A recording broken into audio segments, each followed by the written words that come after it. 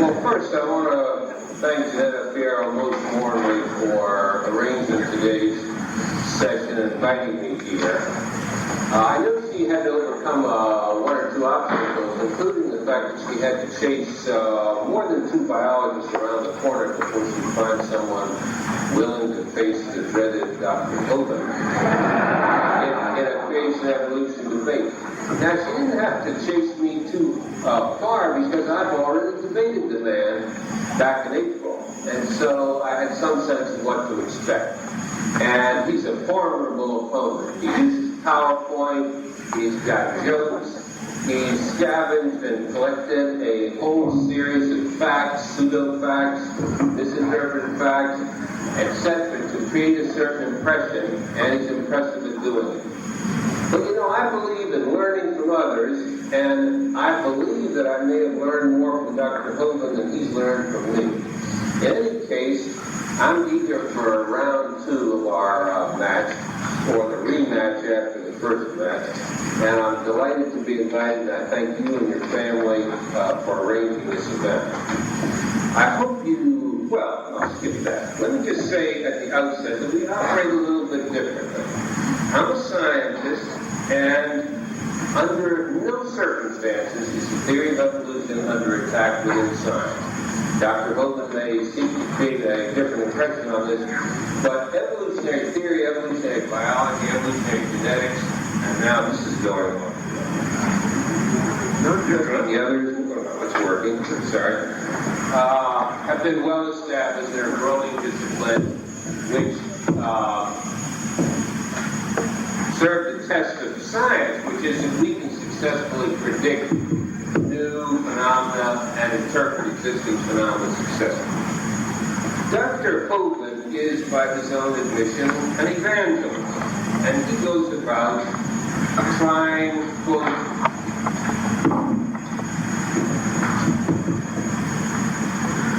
Hello.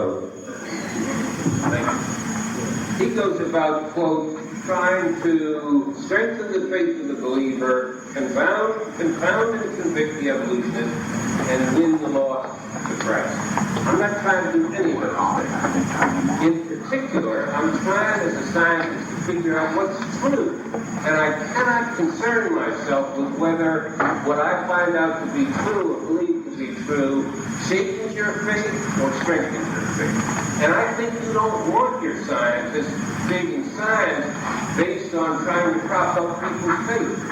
If science took that approach, the sun would still be circling the earth. And various other discoveries would be mooted or never made because of the possibility that it would shake someone's faith.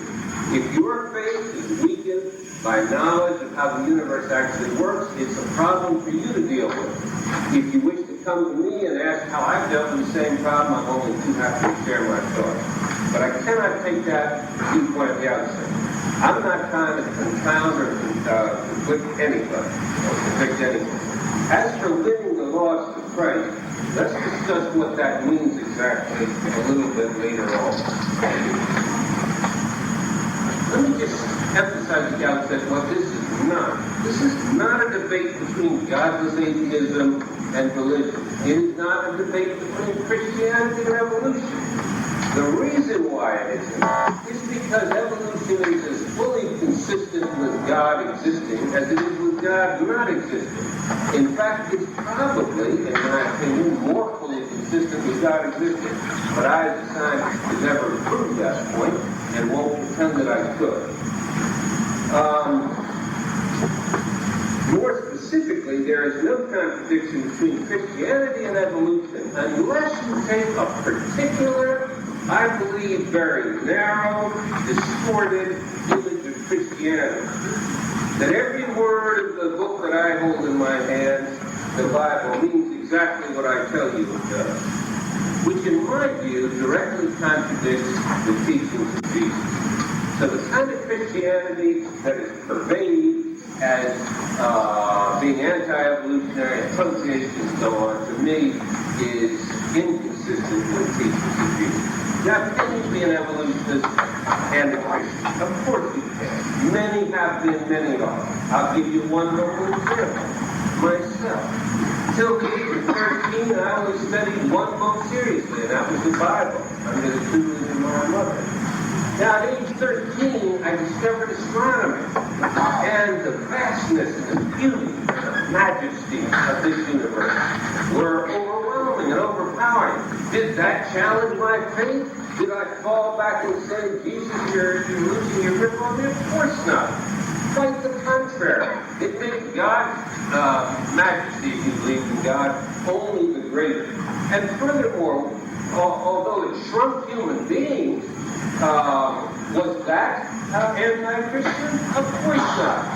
Jesus emphasized humility, not arrogance and pride, and the absence of self-centeredness. Stop this Israelites always talking about themselves and not seeing other people, etc. Got a couple of general set of principles that work for everything.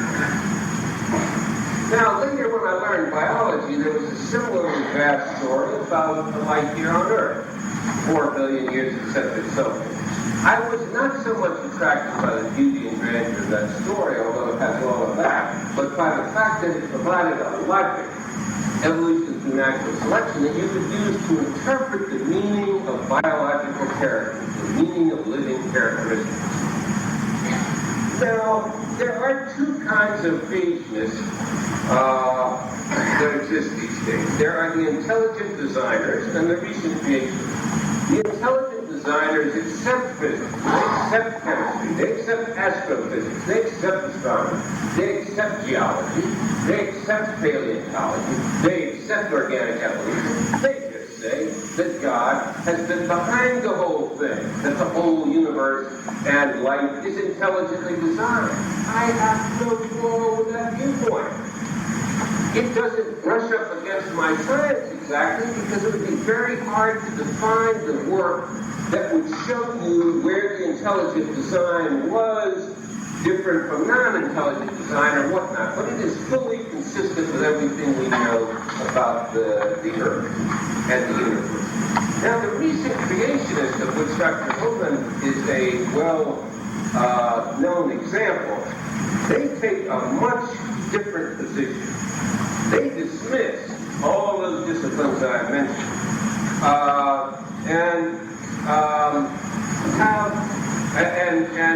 and want to base their view of the Earth, of theology, of astronomy, etc., on a few lines in Genesis. And in particular, they want to explain the entire paleontological record, as I'll come back to in a moment, by the flood. By Noah's flood. Now this, from my standpoint, is an extraordinary fantasy. That Noah's flood and ark are a plausible account of the fossil record, and like we know it today, is beyond credulity.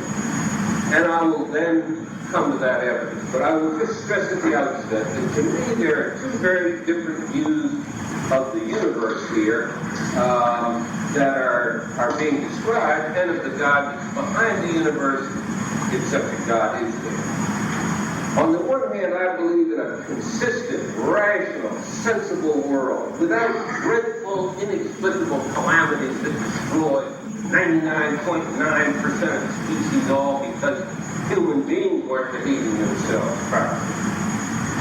By contrast, Dr. Hovind believes in an arbitrary, bizarre, capricious world according to a private interpretation of a privately held book in which God creates the whole universe and obliterates whole sections of it in a mad 300 days because of disputes with the behavior of human beings and so on. All right, now let's get to the evidence. The fossil record. If there were no fossil record at all, and yet evolution were still true. For example, if living creatures, when they died, just pulverized, and so they could not leave an imprint, then it would still be difficult to prove evolution, although there would be many other proofs. But still you would say, where's something concrete I can look at? One of the most striking things is that life has left this imprint from earlier creatures, and this has been known and studied in depth for over 200 years now. And the vastness of the fossil record, for those of you who don't waste your time on this stuff, may be surprising. There are over 80 billion million fossils that have been discovered, and hundreds of millions that have been described, cataloged, placed in museum collections, assorted, organized by strata, organized by time, etc. This is not 5 or 6 fossils. This is not 12 fossils in the horse story or whatever. This is a massive record of past life, of creatures that are not here alive today, but were clearly alive at some point in the past. Now, how does Dr. Hovind deal with this? Well, according to him, we were all alive before the flood, but then along came the flood and wiped out all the ones that are found in the fossil record. Now that creates, in the flood, that creates a whole series of problems. For example, what's the size distribution of creatures as you go down geological strata? According to him, that's just all mud from the big flood, and they got killed and they died, and they got fossilized in different layers. We know that the denser you are, and also separately, the heavier you are, the more you will tend to sink to the bottom. That's not the way the fossils are organized. The largest mammals are very recent, near the top layers. The heavy creatures, elephants, their relatives, etc., etc. Smaller mammals are lower down, even though we know smaller mammals are less dense and way less. It should not be in that order. So the size distribution is all. Secondly, dating. There are a whole series of methods, and this comes out of physics, chemistry, and so on, for dating rocks. Carbon-14 is one example. It works up to about 50,000 years ago. Argon, potassium was used if you want to go back a billion years. Now, Dr. Hovind is fond of pointing out inconsistencies in estimates. What he's done is gone and climbed around and found 20 estimates for carbon dating that are in contradiction. One says 3,000, the other says 30,000, even though one is the skin of the animal, the other is the bone of the same animal, and whatnot. But what he neglects to point out is that there are 50,000, 70,000 measurements of carbon dating. A whole world of consistent dating, which is in turn consistent with strata, older strata date to further in the past, etc. Now, scientists have a rule. If you have 50,000 observations in one direction and 5 in the other, you don't even pay attention to 5. If you have 50 or 100, you hardly pay attention to it. If you've got 50,000 in one direction and 5,000 in another, you've got a problem. You take it seriously and try to deal with the contradictions. So this is a fantasy on his part. There's no consistent series of dating that comes out of other disciplines in biology. There are minute details of the fossil record that are just absurd to imagine they resulted in one flood. For example, by our dating, scientists dating 70 million years ago, around the world, at strata that had the same kinds of features 70 million years ago, and date to 70 million years ago, you find a very thin layer of a chemical called iridium. And that's really dust. And what it is now believed is just a hypothesis at the time, but the evidence is growing to support it. That came when a large meteor hit the Earth. It spewed up this iridium, which covered the Earth with it. It blotted out the sun for days and days and days. It was probably instrumental in bringing the dinosaurs to an end. How on earth, in this incredible flood, with all of this water heating up and down, these little dust particles kept at the same level all the way around the Earth, and at the level that corresponds to 70 million years ago by scientific calculation.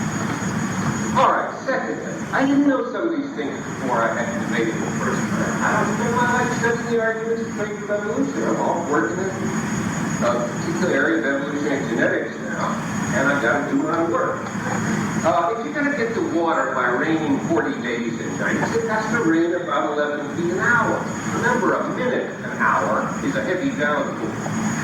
11 feet an hour would splat you to the ground as if it. Furthermore, and I didn't know this before debating this man the last time, it generates heat. The release of water in the atmosphere generates heat. That amount of water would result in water that came down at about 3,000 degrees temperature. So you've got a boiling mass of water. It's killing everything in the water. Not just the fossils, but any other fish, etc., etc. How the humans survived, I don't know. Well, last time he died that by saying, well, you'll find one little half a line, and I'm checking this in Genesis, where it talks about water gushing out from every corner. So now he wants the water not just to come down from above, but to come from down below. But we know that any water that does come up from below is superheated and comes up boiling already. The molten core of this planet is only about 5 kilometers below sea level.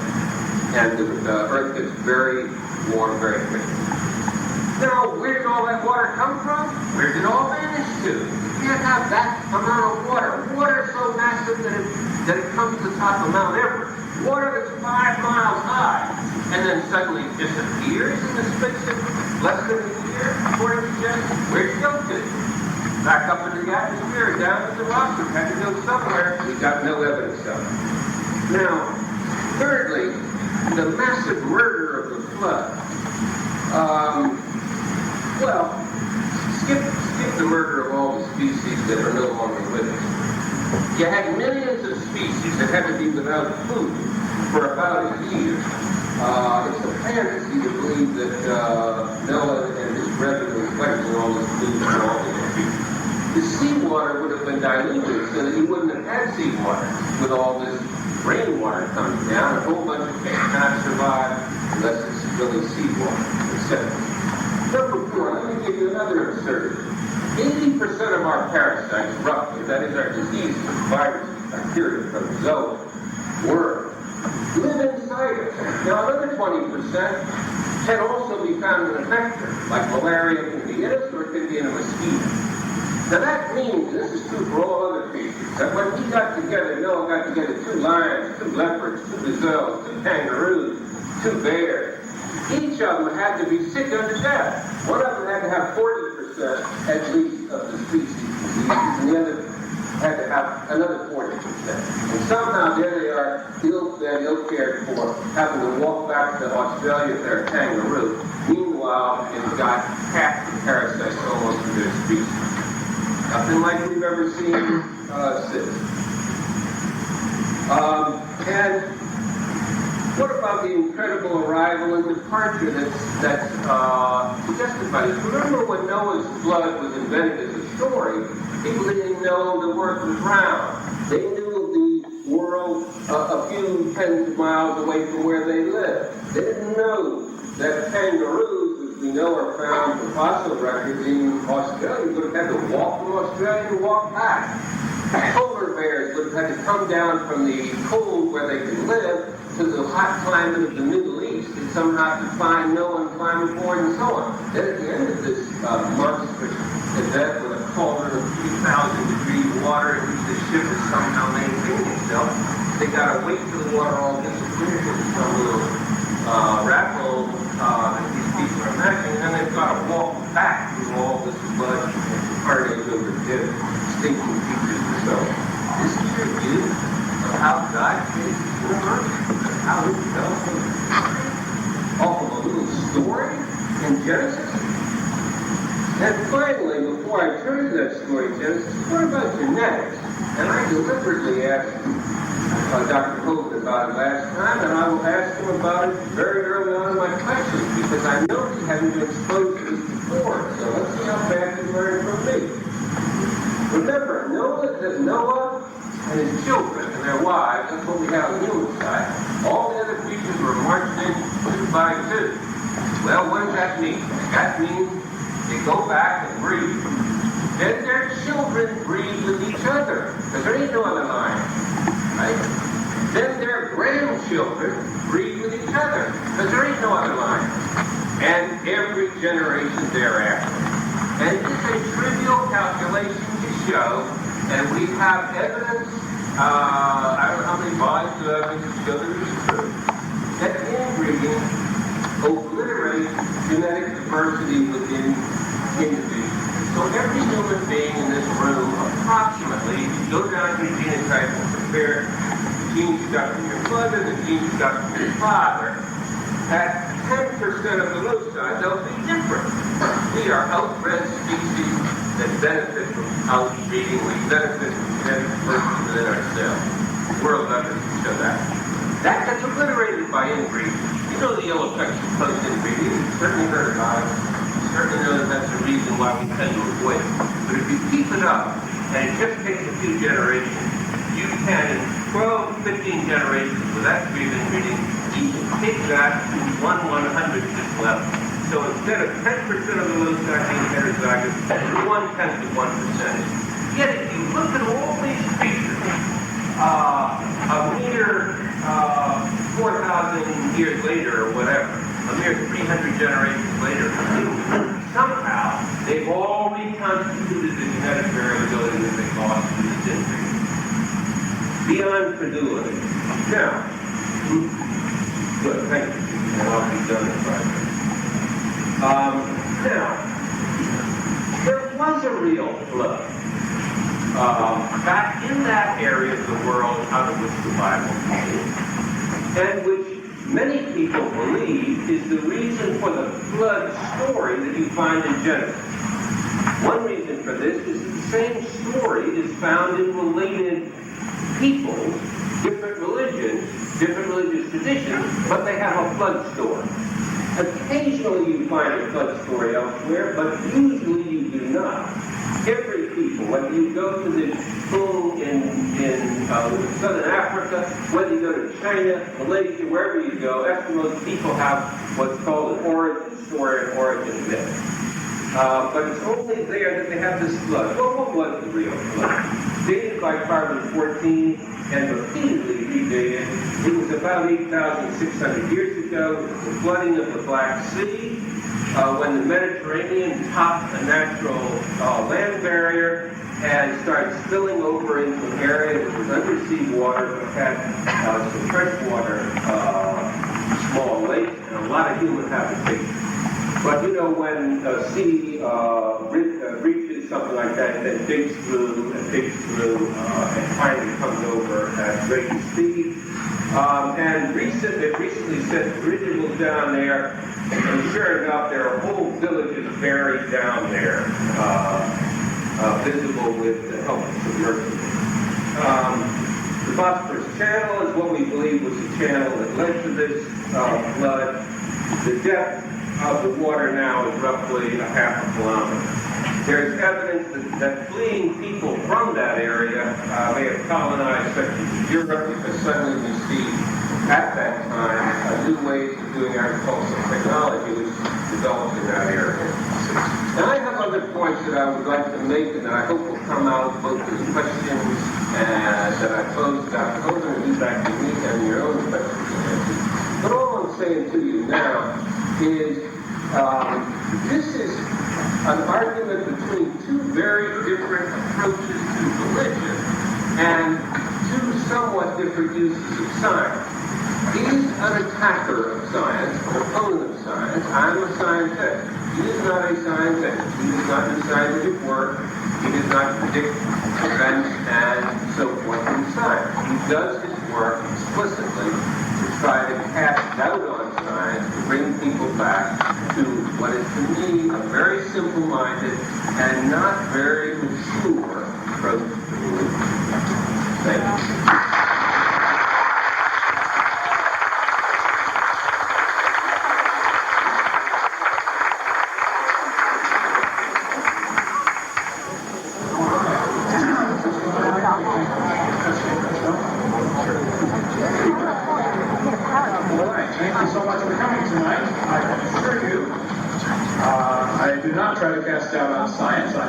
Science. I've taught it for 15 years. I want to cast doubt on pseudoscience, and I'm convinced that evolution, mixed in with our science books, is one of the dumbest and most dangerous religions in the history of the world. And there's no business being included with science books. So I'm not against science, I'm just against evolution.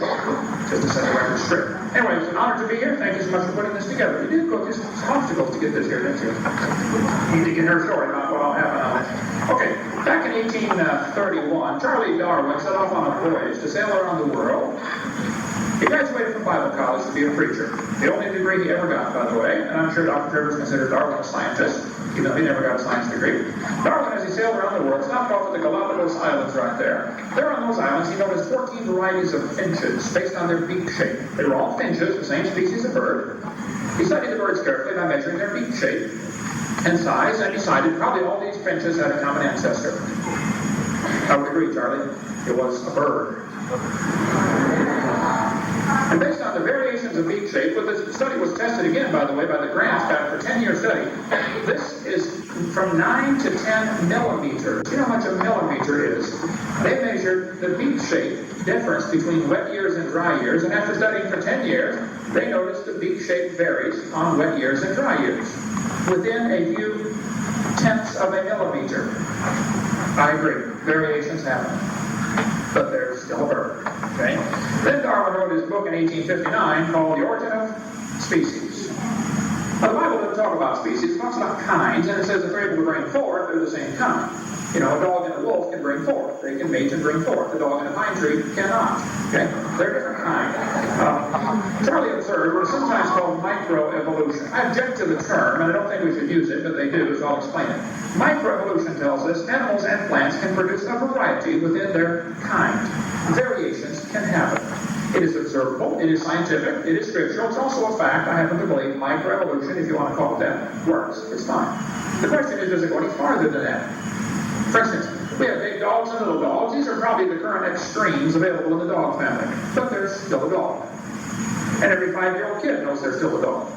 I've had 5-year-old kids do this all over the world. I'll give them this picture. I'll say, here's a dog, a wolf, a coyote, and a banana. Which one is not like the others? They get it every single time, okay? It's a dog. National Geographic ran an article about how the dog evolved from a wolf. I agree. If you want to use the word evolved, it's a variety of a wolf.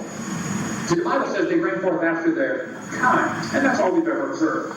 We're going to talk tonight about evolution. Dr. Rivers at his request about after life gets started, not about the first part of the evolution theory, which would have to be true. So I'm just going to put this in historical perspective for you. In order for evolution to be true, first we'd have to have cosmic evolution, the origin of time-space matter. We'd have to have an answer for that one. Then we'd have to have the chemicals evolve. There are 92 known elements that naturally occurring, plus the other synthetic ones. They would have to somehow evolve from nothing, from this Big Bang, hydrogen, whatever exploded. Then we'd have to have stars evolve. Nobody's ever seen stars form. They imagine a few are forming where spots are getting brighter, but they've never proven a star is forming. It could be, of course, the dust is clearing and a star showing from behind it. The fact of the matter is that the current estimate is there are enough stars out there that we know about that everybody on Earth can own 11 trillion of them to yourself. And we've never seen the formation of one of them.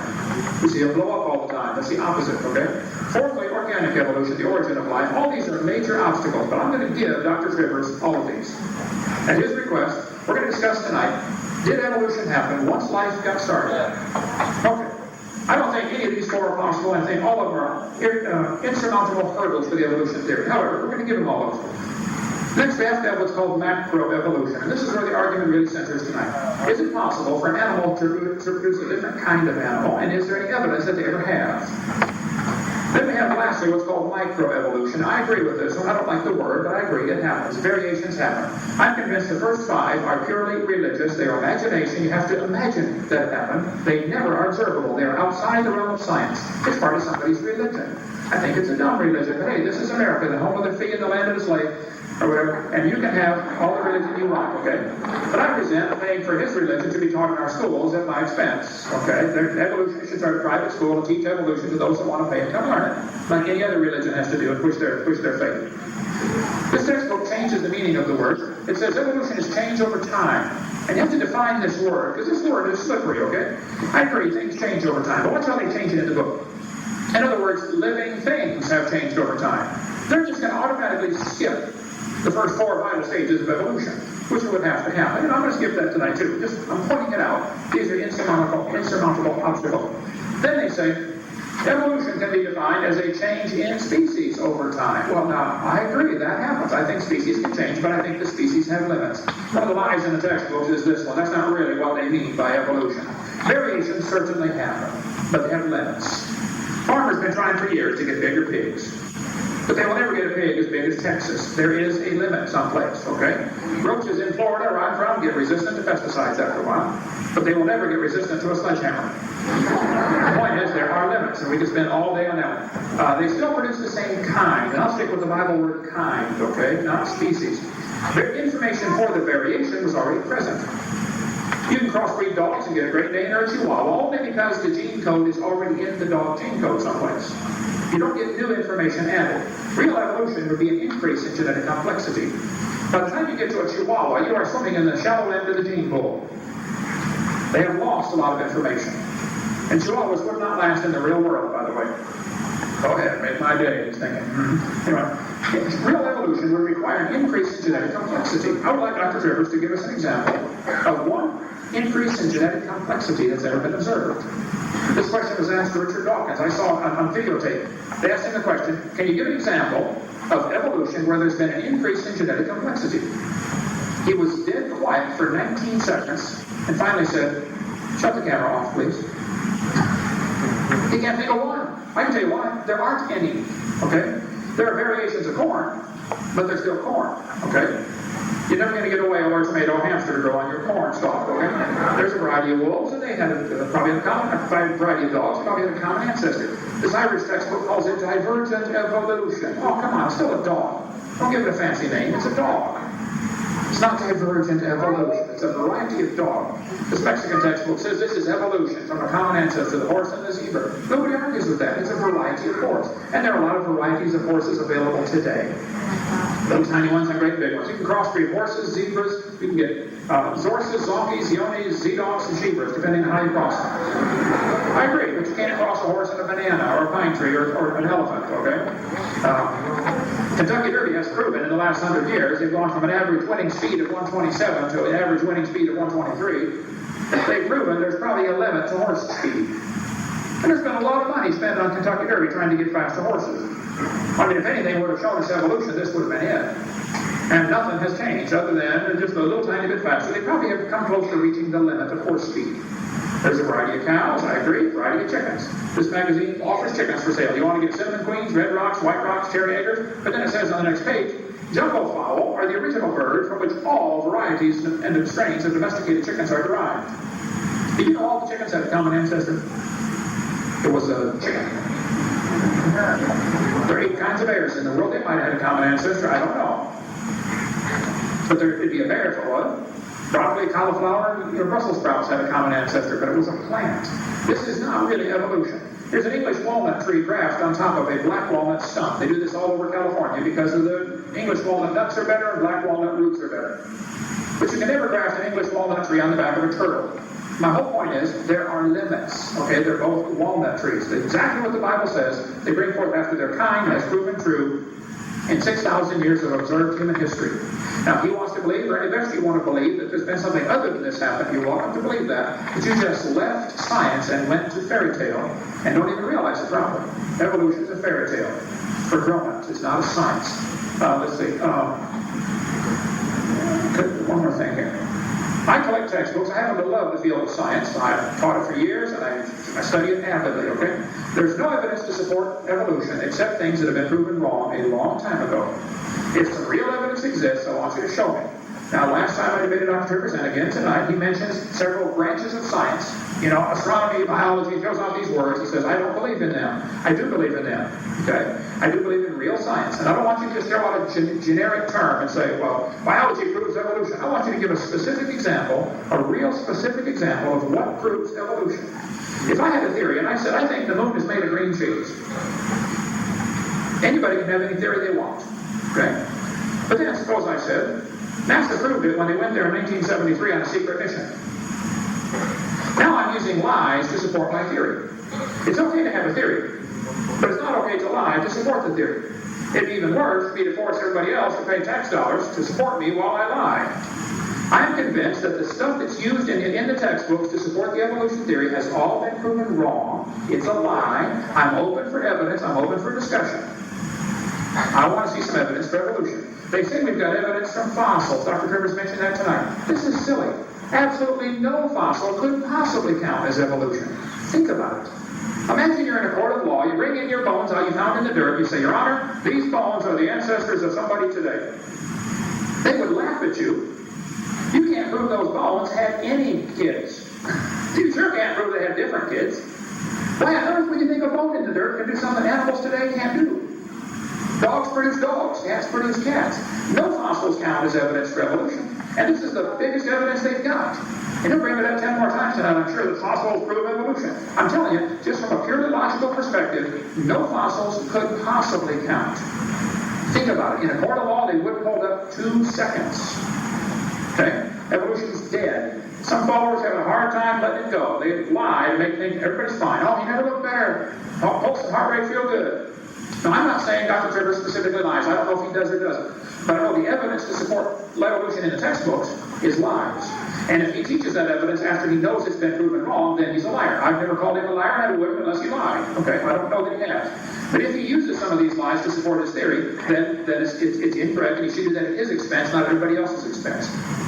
Okay, textbooks will say natural selection or mutations is part of the process of evolution. I disagree. Mutations don't produce anything new. All they do is scramble information that's already existing. It's not an increase in genetic complexity, that's for sure. You have all kinds of examples of mutants, but they're not increasing genetic complexity. For instance, this textbook shows a fly, and it says normal fruit flies have 2 wings. This mutant has 4. This rare mutation, like most mutations, is harmful. Beneficial mutations are the raw material for natural selection. Excuse me. Why don't they give an example? Why don't they show a picture of a beneficial mutation?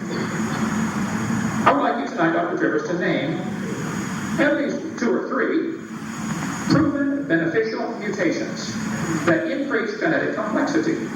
Because you would have to have trillions of those to get your theory to work, to go from a rock to a human, over 4.6 billion years. Now, the one that they always give is sickle cell anemia. Here we go. This professor said, sickle cell anemia proves evolution.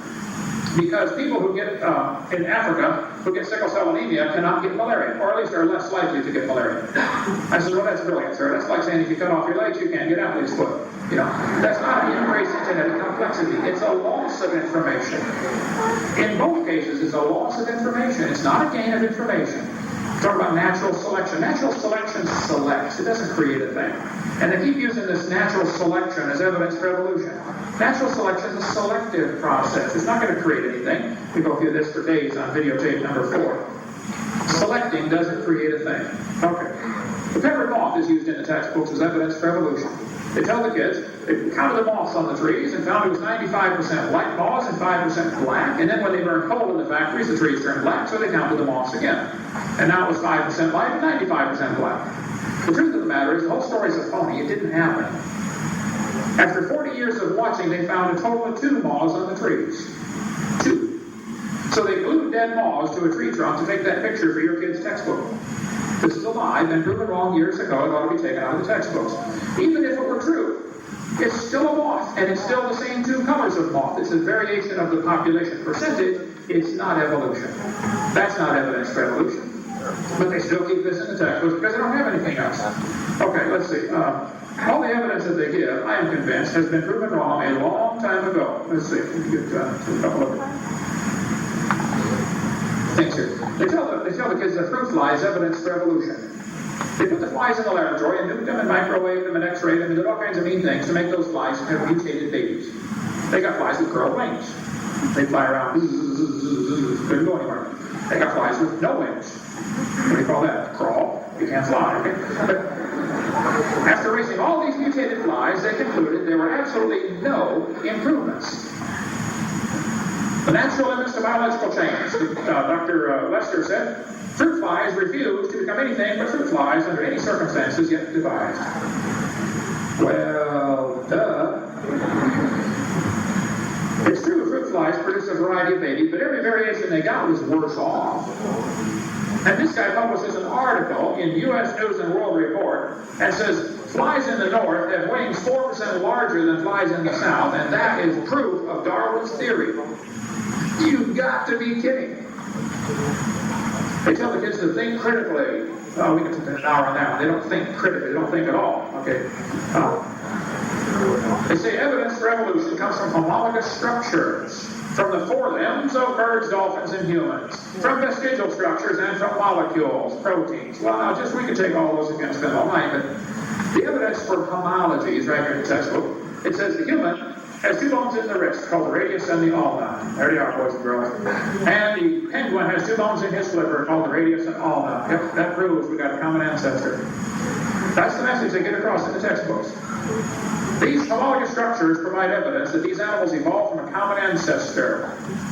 Talks about the crocodile then, same thing, okay, it goes over and over. Seal slipper, here it is. Comparative anatomy provides further evidence of evolution.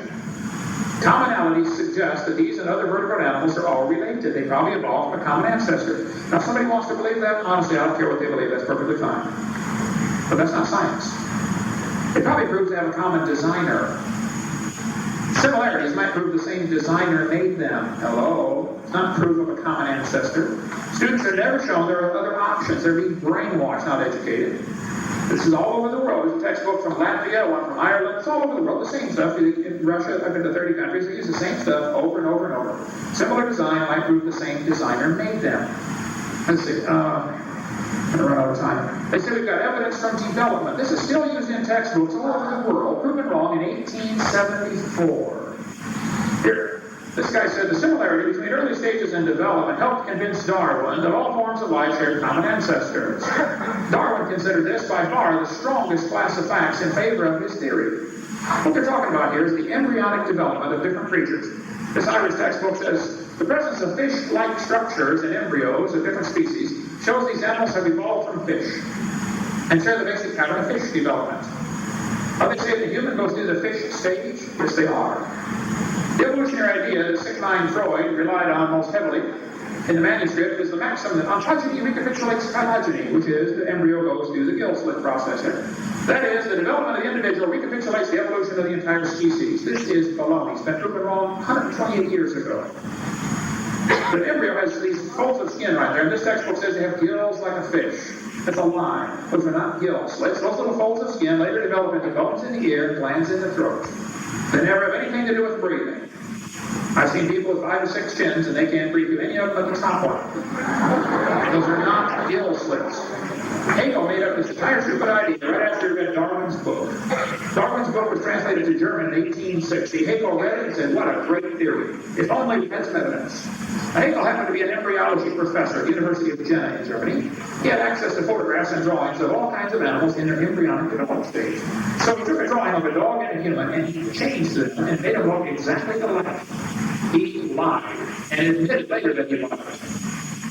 He made huge posters of his fake drawings to travel all over Germany to prove evolution was a fact. Now, on top of Hegel's drawings, underneath are photographs. Actual photographs by Dr. Richardson in, what's the school in England? One of the Oxford, there's about 20 colleges in Cambridge, which is there a few weeks ago. Anyway, I'll get it there. Okay. Hegel, at the University of Jena, his own university tried him for lying. He tried one of their professors. He said, I should feel utterly condemned were it not that hundreds of the best observers and biologists lie on the same charge. It's okay for me to lie because everybody else lies. This phylogenetic law cannot be weeded out in spite of having demonstrated to be wrong by numerous subsequent scholars. The phylogenetic law is as dead as a doornail, American Scientist magazine. Here it is, St. George Hospital Medical School in London. This is the guy who took the pictures, Richardson. He said, Hegel confessed the drawing from memory and was convicted of fraud, but the drawings persist. Why did they keep this in the books? Hegel's exact chart was used in the textbook used in University of West Florida in Pensacola just last year. They're still teaching this, and it's in textbooks all over the world. Is it in the biology book you guys have here? Do you have that with you tonight? It's in the 10th grade biology book. They're still teaching the embryo has gill slits. Now look, folks, I know it takes a while to get textbooks up to date. 125 years is long enough, okay? Tear that page out of the book, okay? Ken Miller still using it. He teaches at Brown University in Rhode Island. I debated Ken Miller once on the radio. He won't do it again. We tried everything we can to get him to debate me again. And I appreciate you doing this again. But Ken Miller is using this as evidence. 1998 textbook used in Pensacola, Florida, using the embryonic gill slits. Presence of gills and tails, the gill slits on a mammal. This is simply not true. Here's a 2000 textbook, 2001 junior high textbook. The similarities provide evidence that these three animals evolved from a common ancestor. Vertebrate embryos and similar characteristics. It's used all over the place. Gills of a fish. Humans and fish embryos resemble each other because humans and fish share a common ancestor. 5 minutes, okay. Used in college textbooks. Evolutionary history of organisms is also seen in the development of embryos. Here we go again. Now look, if you have evidence for evolution, show me. But don't use this. This is a lie, okay? This is not true. So if you got some evidence, I would like to see it. Oh man, 5 minutes and I went to the wrong, I don't have a hyperlink page here. Just give me a second. According to evolution, things get better automatically, you know. Okay, here we go. Textbooks are going to tell your kids that the appendix is vestigial. This is a lie. Your appendix is part of your immune system. It's been known for years. You need your appendix. Now you can live without your appendix. You can live without your adenoids. You can live without your tonsils. You can live without both your arms and both your legs. It doesn't prove you don't need it. The appendix is where the immune systems are initiated through the lower colon. Growing Encyclopedia tells about that. If you take your appendix out, you got a much better chance of getting quite a few diseases. But hey, sometimes that's the best option. Get rid of it if it blew up, okay? This textbook says the whale has a vestigial pelvis. Many organisms retain traces of their evolutionary history. For example, the whale retains pelvic and leg bones as useless vestiges. This is a lie, proven wrong years ago. They say, just imagine whales walking around. There's the bones you're talking about right there. Just imagine the whale walking around. There they are, Cambridge University. There they are. There they are, Milwaukee, Wisconsin. The whale pelvis. Yep. Just imagine them walking around. I tried, I just can't. The whale pelvis is located far from the vertebrae and has no apparent function. Whale's pelvis is evidence of its evolution from four-legged land-dwelling mammals. This is simply a lie. Those bones are necessary. They're anchor points to certain muscles attached to that allow the whales to reproduce. It has to do with getting baby whales. It has nothing to do with walking on land. So either these guys are all ignorant about whale anatomy and they should not be writing a book about it, or they're deliberately lying, trying to find evidence for their theory to spread to your kids. Now honestly, if there's evidence for evolution, show me. But don't use this, it's a lie. Such structures, which are considered to be evidence of an organism's evolutionary past, are called vestigial. For example, hind legs of whale are vestigial structures. There are no vestigial structures, and if there were, that would still be the opposite of evolution. That's not evidence. They talk about ambulocetus. You know what they really found for ambulocetus is the dark bones here. We could talk a long time. If he brings that up during Q&A, I'm ready for that one. I'd love to see that one. Ambulocetus, there's another one. All they found was a few bones of the head. Later on, they found more bones of a different animal. They said, wow, it's like a wolf. The first one, though, they found a piece of skull, a small piece of jaw, and a few teeth. But the ear bones resemble slightly whale ear bones. That's all they needed. Proof. There's missing link right there. An ear bone. We've got in our museum a 15.5-foot python snake. At the south end, he's got little tiny claws sticking out of the body right there. These little claws are attached to a little tiny bone that goes up inside the snake's body. We also have a boa in our museum, 6.5-foot live one. You can come down and pet it if you like. But they say, this textbook says, the rudimentary hind legs of a python snake are seen in the skeletal structure. Rudimentary hind legs. Those little claws are used in mating, okay? The snake doesn't have any arms, and he can't talk and say, scoot over, honey. This has nothing whatsoever to do with walking on land. Now, if you got evidence for evolution, then show me. But don't use this kind of stuff, okay? They're lying to your kids. This guy says the humans have a tailbone that is of no apparent use. I debated an atheist one time, and he said, I got proof for evolution, human tailbone. I said, sir, I taught biology and anatomy. I happen to know there are 9 little muscles that attach to the tailbone, without which you cannot perform some valuable functions. I won't tell you what they all are, but trust me, you need those muscles. I said, now, if you think the tailbone is vestigial, I will pay to have yours removed.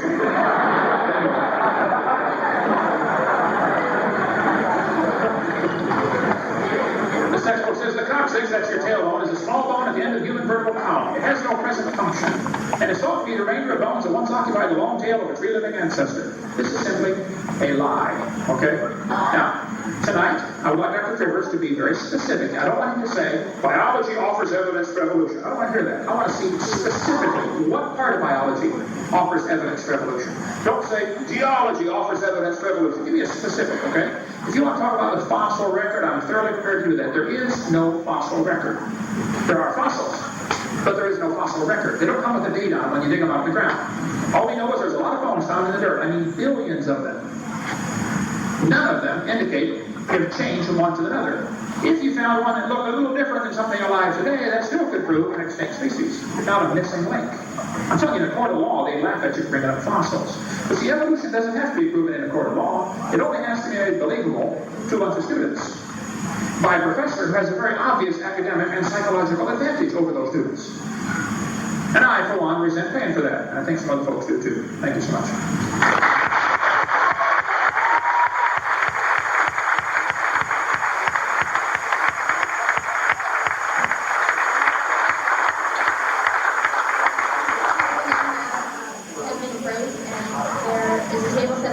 Set up outside with their cards and pencils, so if you have a question, please write. First, we'll ask Dr. Hovind some questions. Dr. Hovind will answer.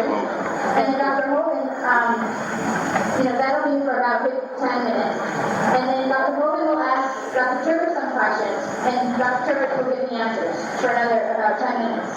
So, Dr. Turner?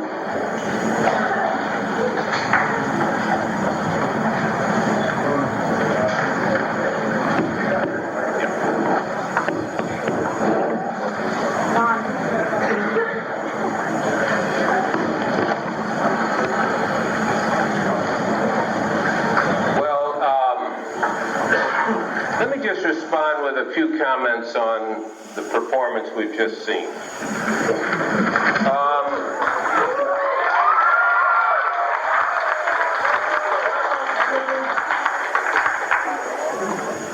Dr. Hovind has a gift for humor, but some of it's so grossly inappropriate that it reveals some of the deeper biases of his work. And let me give you an example of it.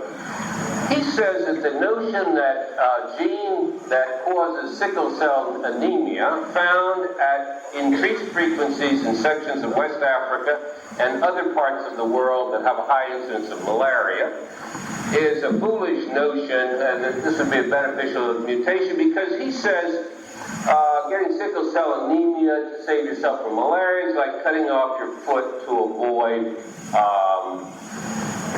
what was an athlete's foot. Well, that was very funny. But, yeah. You're welcome. But it's nonsense. And it's deeply insulting if you actually follow through the logic to the biological characteristics of other people. An issue I want to return to a little bit later when I get a chance to question this character. Malaria is not athlete's foot. Malaria kills over 5 million people every year. It is a dreadful, debilitating disease. Sickle cell anemia is also a dreadful condition, but, as Dr. Hovind surely ought to know, the protection from malaria occurs if you have a single sickle gene and your other gene is the normal gene. That is, your heterozygous. You have variability. Then you get the best of both worlds. You are protected from malaria and you have nearly the same capacity to carry oxygen in your blood as an individual with two normal genes. It's only when you are recessive for the sickle trait, that is, have both sickle traits, that you actually suffer from sickle cell anemia. One of the problems that creationists have had, and I don't know whether this is true of this man or not, I'll find out a little bit later on, is difficult in explaining racial differentiation and difficult in admitting that races have been selected in different environments in different ways and that they're not to be hierarchically arranged, but are each better suited to the world they found themselves in than the other groups. How all of this took place in the 4,000 years plus that he allowed since the flood, I have no idea. He asserts that mutations never produce anything new, which is nonsense on the face of it. He showed you lots of mutations that were new. He said they're never beneficial, which he defines, if I understood him right, as causing increasing genetic complexity. But that's not the way any biologist defines beneficial. Beneficial is simply, does it increase your chances of surviving and reproducing? Sometimes having your genes be more complex does that, and sometimes being less complex. Our ability to map complexity, genetic complexity, on individual differences or differences between species is still extremely primitive. We have only recently shown by the whole genome mapping that the number of genes in the mouse and the number of genes in our cells is virtually identical. So if you think there's a difference in complexity or level of biological organization between a mouse and a human being, I happen to, you're not going to find it in increased genetic complexity. It ain't there. Now, he wants to name me a beneficial mutation. I can name you hundreds, depending on the species or the context. In the case of bacteria, many mutations have appeared and spread in the face of antibiotics. They were not caused, as I've read Dr. Hovind assert somewhere, I believe, by the antibiotics. They were selected when the antibiotics appear. And as most of you must know now, the evolution of resistance to antibiotics is a major and growing problem in medicine.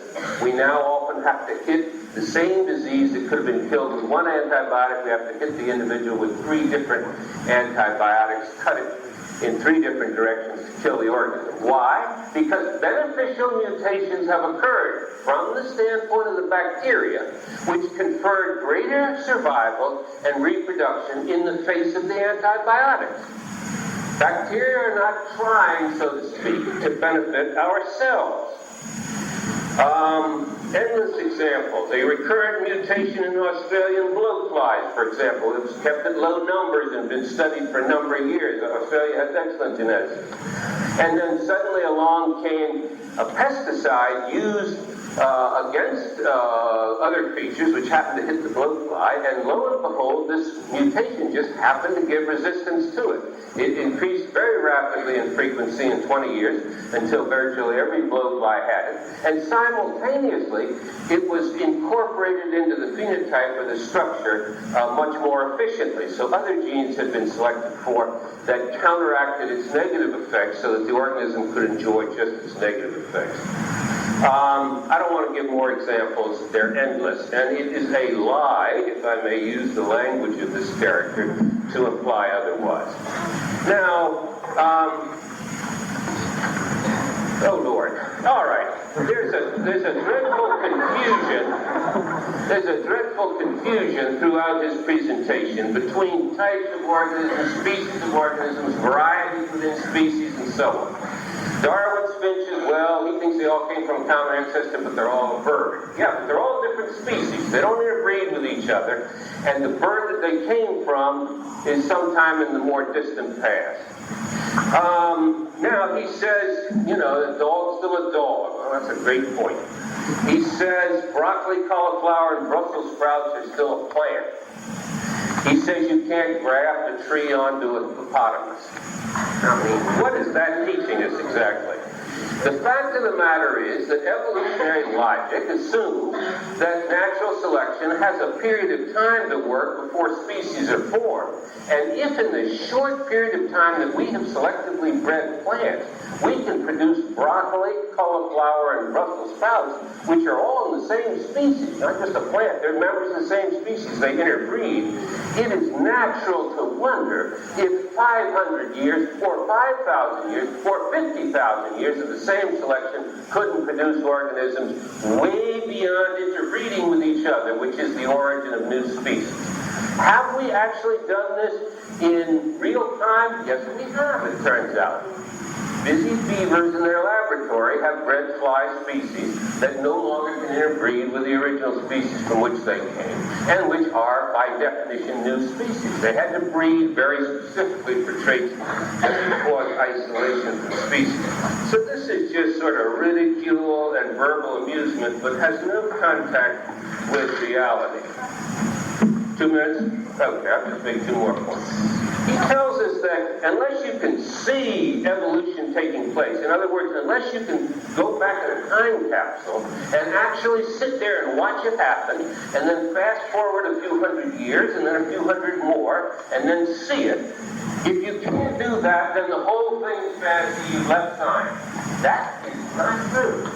And if it were true, then an atomic bomb dropping on your head would be an example of a fairy tale that happened to turn out to be true.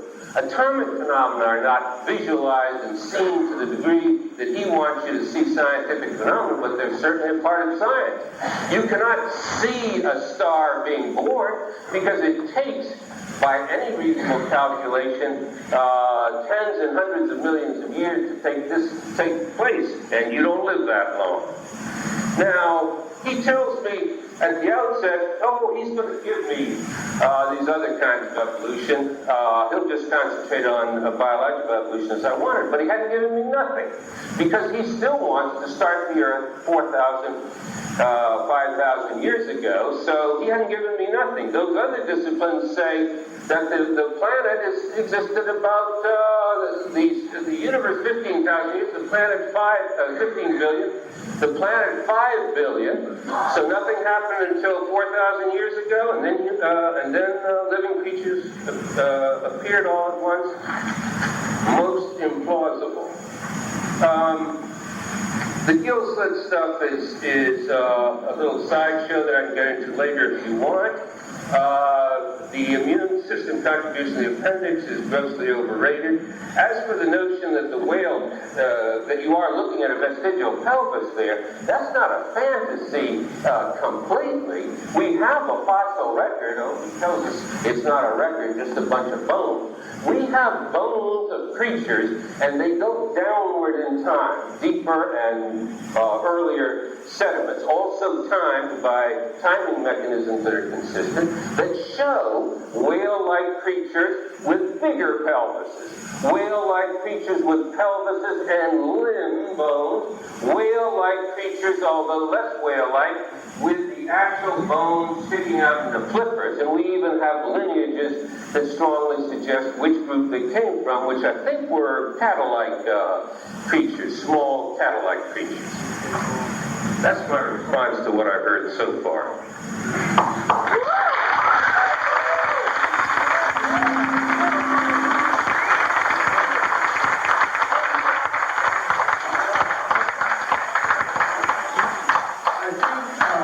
I'd like to find out from the audience, how many of you heard in the last 10 minutes him call upon time to be the savior of the theory, in that, well, of course we don't see it happen because it takes too long. Of course we don't see evolution happen because it takes too long. How many of you caught that in the presentation?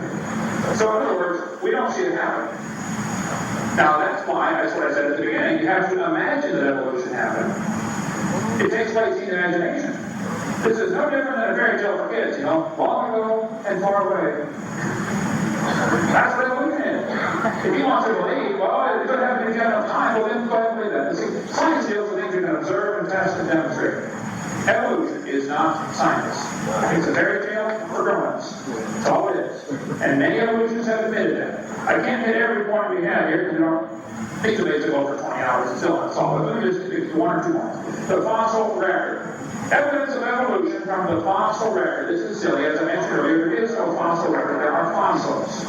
And I have a huge collection of fossils. I happen to like digging fossils. I went to Colorado 2 months ago digging up a dinosaur. There's no question. There are fossils. The question is, what do they mean? It's his interpretation he wants to put on the fossils. And I want to put an interpretation on the fossils. But the fact is, there is no fossil record. There are just fossils. Okay? It's evidence. This guy says evolution is a fact. The fossil record provides one of the strongest evidence that species evolved over time. This is silly. You don't look back in the fossil record. You look at bones in the dirt. And you put your interpretation on them. That's all you do. Okay? This textbook says fossils can contribute to our understanding of evolution. That's ludicrous. Darwin even said, if my theory be true about slow gradual changes, numberless intermediate varieties must assuredly have existed. To change from a rock to a human, there have to be lots of missing links. This guy said, since Darwin, many links have been found. I don't think so. David Roth said, in the years after Darwin, his advocates hoped to find predictable corrections. And none of these have not been found. Yet the optimists die hard. It's pure fantasy. It's written in textbooks. Pure fantasy. What creationists are asking for is a simple evolutionary criteria that would support macroevolution in the fossil record. This would be at least 40 to 50 successive fossil species showing major generic change. Raw origins doesn't list a fraction of that number, but it isn't an unrealistic number if fossils can be 50 or at least as old as the macroevolution is maintained. Berlinski said there are gaps in the fossil graveyard, places where there should be intermediate forms, but where there's nothing whatsoever, he said. No paleontologist writing in English, French, German, or German denies this is so. It's simply a fact. Darwin's theory and the fossil record are in conflict. According to Stephen Gould at Harvard, he said, as Darwin noted the origin of species, an abrupt emergence of arthropods in the fossil record during the period presents a problem for evolutionary biology. There are no obvious simpler or intermediate forms, either living or in the fossil record. We go all day. There are no transitions between any different kinds of animals. There's no transitions where the fish came from. The transition from spineless invertebrates to the first backbone fish is still shrouded in mystery. Where did all the birds come from? The true origin of birds is still up in the air. Paducci is one of the world's experts on birds. How about the whales? The evolutionary origin of whales remains controversial among zoologists. What about flowering plants? We can talk about all the different the fossil record, even if there were a date stamped on, even if they were billions of years old, still wouldn't prove any relationship. If I get buried right on top of a Hampshire, that doesn't prove he's my grandpa. So even if they are in order, which they're not, but he thinks they are, okay, even if they were in some kind of order, that still wouldn't prove an evolutionary relationship. Luther Sunderland asked major evolutionists all over the world, where's the evidence for evolution? Yes, Hovind Patterson, who's got access to the largest fossil collection on planet Earth, the British Museum of Natural History. He said, Dr. Patterson, I read your book about evolution. I noticed you didn't show any missing links. Why not? Where are the missing links? Here is Patterson's response. I fully agree with your comments on the lack of evolutionary transitions in my book. If I knew of any, fossil or living, I would certainly have included them. I will lay on the line, there is not one such fossil. There are no missing links, folks. Whole chain is missing. The Gould said the absence of fossil evidence is an nagging problem for evolution. Well, if there is, we've got a great theory, only has evidence. That's why it led Richard Gouldsmith 60 years ago, to say, the first bird hatched a reptilian egg. We'll find missing links, so it must happen quickly. That's ludicrous. They tell these kids to think critically. The fossil record shows that organisms evolved through many small changes over time. That's a lie, by the way. Which theory best describes an organism's evolution? Gradualism or punctuated equilibrium? Explain. This is not learning to think critically. They're giving the kid two options. Which is it? Did evolution happen slowly or did evolution happen quickly? They do this in textbooks all over the place. According to the theory of gradualism, new species evolved slowly.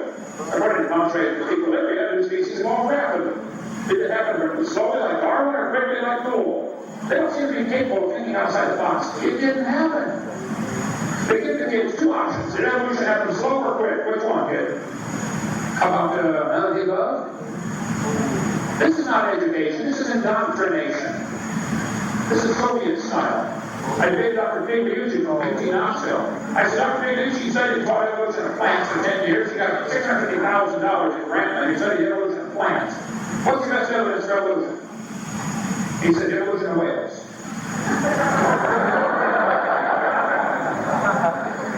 Now, you're a biologist or anthropologist, probably 3 times now you refer to whales as evidence for evolution. You're outside your field.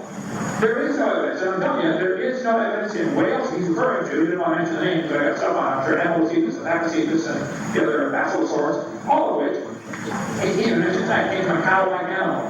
You know how many changes there have to be from a cow to a whale? Cows have their nose on the front of their head, okay? Whales have theirs on top. Don't you see a little problem moving it from one place to the other? And how's he going to live in the meantime? And this is just dreaming. This is pure imagination.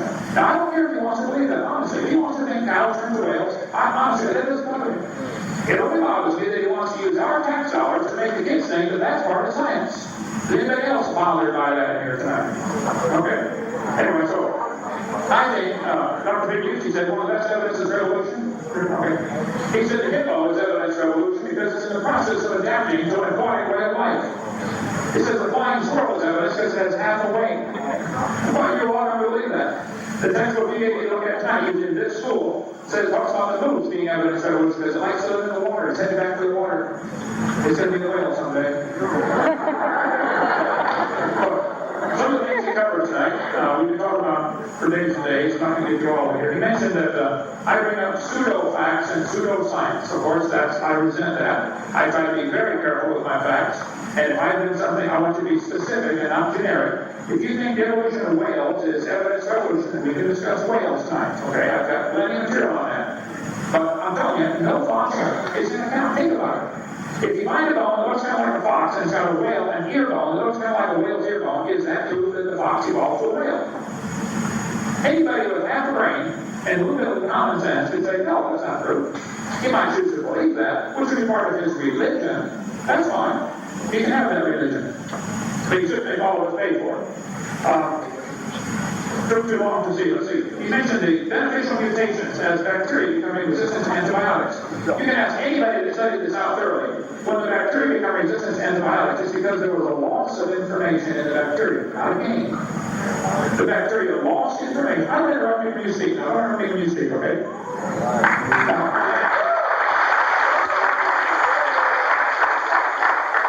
The bacteria lose information.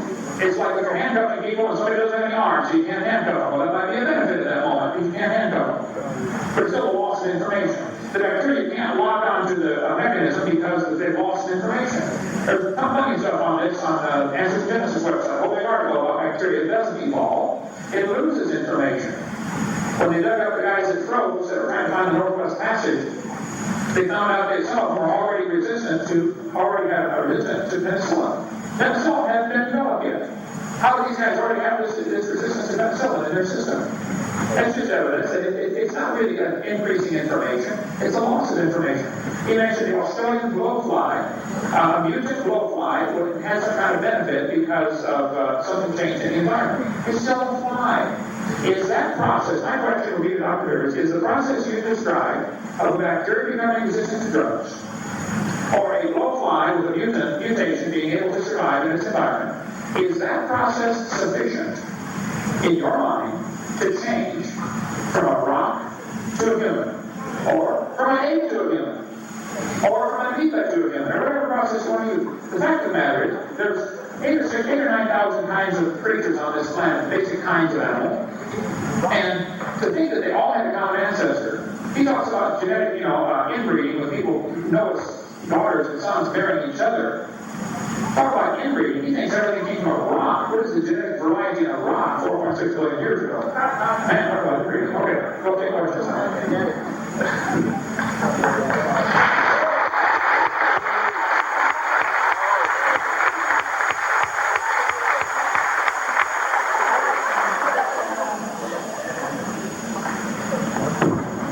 Say out loud what I did say to Dr. Hovind, because he's so loose with terms like liar. He claims I called him a pseudoscientist. Maybe my memory's even worse than I thought, but I don't remember calling him that. He's not a scientist. He's not a pseudoscientist. He's not a scientist, period. But never mind that. Why is everybody he was a liar on? Because he does this, and he does it frequently. He speaks with authority about things that he either does not know, or in this case probably deliberately misrepresents. And that's the notion that bacteria that are resistant to antibiotics have invariably lost information. There's surely a case or two where they have, but we know there are many where they have not. They trade the information between themselves.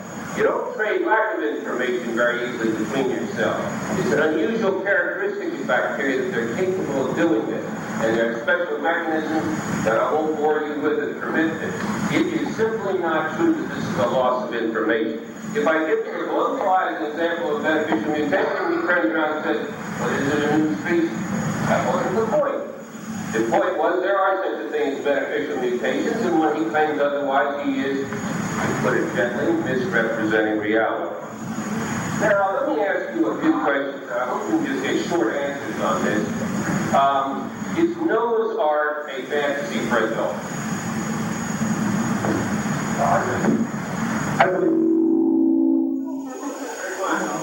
I believe Noah's Ark story is literally true. I think it's logical to think that one person and his family could put 2 of each kind and 7 of some kinds onto a boat.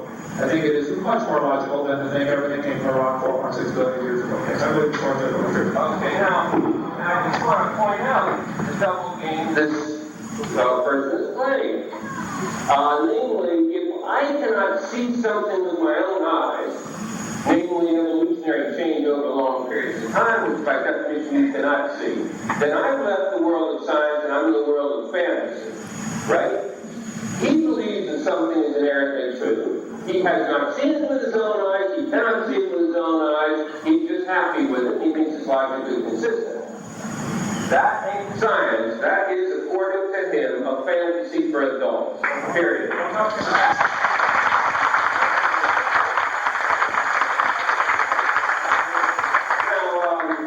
This is question and answer time. You're supposed to ask me a question and give me a chance to respond. So, all right, go ahead. Okay, I have this question before you respond. All right, give a quick response to my response. If I were asking for the taxpayers to pay for the Noah's Ark story to be taught in the school, then the burden of proof would be on me to prove the story is true. I'm not asking for that. You are asking for the taxpayers to pay for the Amoeba to Man molecule.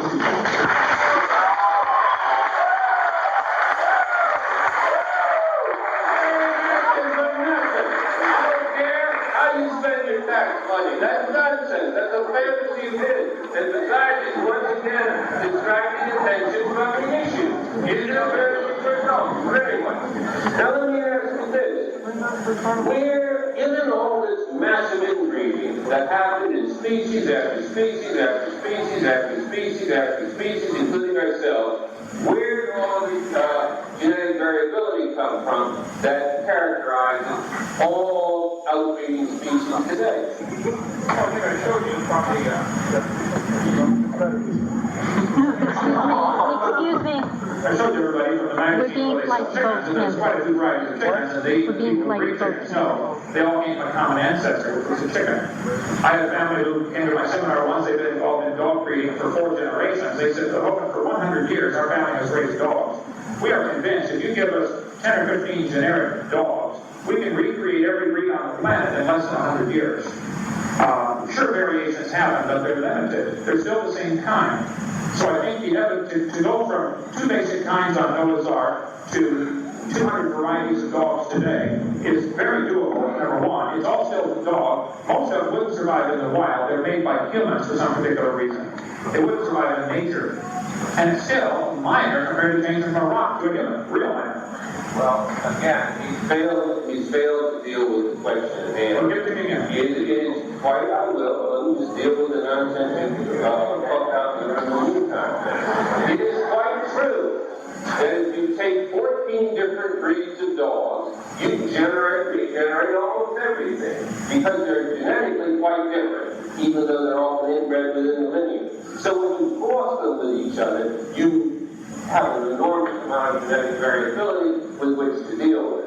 He has jumped forward to chickens and dogs right now and failed to answer the question, which I'll state again for you, Dr. Hovind. Right after the flood, when these poor creatures had to find the world again to live in, and had to inbreed, how went all the genetic variability? How did it get regenerated so quickly in your worldview? Well, you're sitting on what's called a straw man. They don't have to inbreed. The first generation, they married sisters. After that, they married cousins. After that, they married second or third cousins. So it's not a problem. It was Darwin married his first cousin intentionally because even until the 1850s, they thought you'd get better children if you married close to the family. So it's been throughout history there were kings that had to marry royalty. The Habsburg family is an example, but it's required to marry royalty just a few hundred years ago. Sometimes they married their sister. They thought they would get increased gene pool. So it is not correct that after X number of generations everything goes bad. But it is, it's also saying of the straw man to say that they had to inbreed. First generation, they're marrying sisters. After that, it's cousins, and etc. And I think if you don't believe that all humans are related, this would quickly lead to the racist philosophy that races are radically different and evolve somehow differently, and therefore you're headed down the path Adolf Hitler followed to become, one race is superior. I would be careful of that one. Okay. Well, again, he's failed to deal.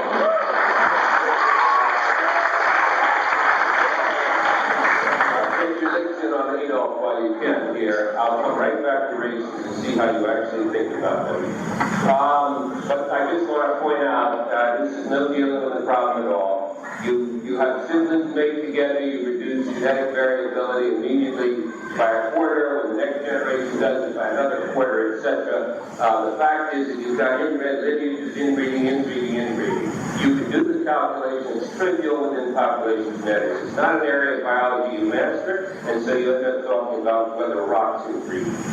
Now, I think I'll skip another piece of science that is, I think, beyond you in terms of synonymous sites of genetics and Why do they tell time that matches exactly the time that geologists give, and which matches paleontological time as well? But let's turn to the races. I'm just curious how you fall out on this view. How did they get generated? We're starting with Noah and his wife and his children. How so quickly, and absent any beneficial mutations, and with this appalling record of inbreeding that wipes out variability, how did you get this wonderful variability in our species, including the Chinese, the Africans, the Asians, the Africans, the Europeans? How did you get it? No beneficial mutations, etc. Okay. First, I guess I object to the term race. I think there's one race, it's called the human race.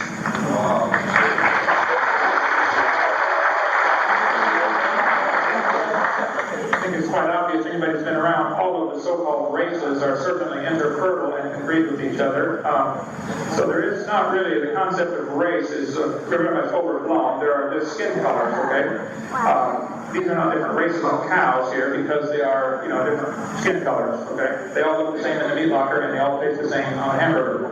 So, with that said, there are four basic theories of where the races came from. I believe probably the Bible illustrates the best, gives the best option. At the Tower of Babel, within the first few hundred years after the flood, the Bible says God confounded them by their languages, by their nations, and by their families.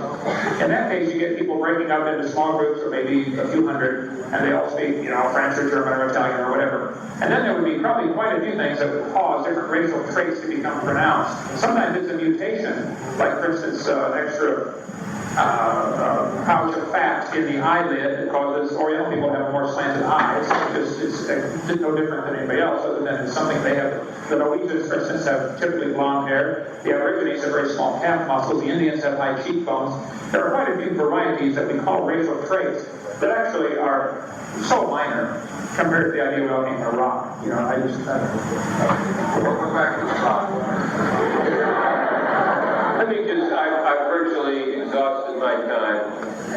The rock of ages, I guess I have to think of it, because that's his answer to everything. Let me ask one last thing, Dr. Hovind. You spend a lot of time disproving evolution, or at least casting doubt on evidence in favor of it.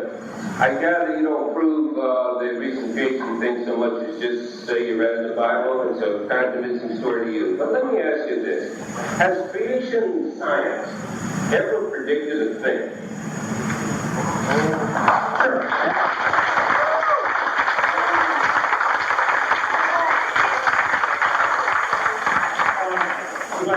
Yes, I think the creation science would predict all sorts of things. We would predict, based on the biblical record, that if you dig in the ground, you'll find an awful lot of fossils because there was a flood that destroyed everything.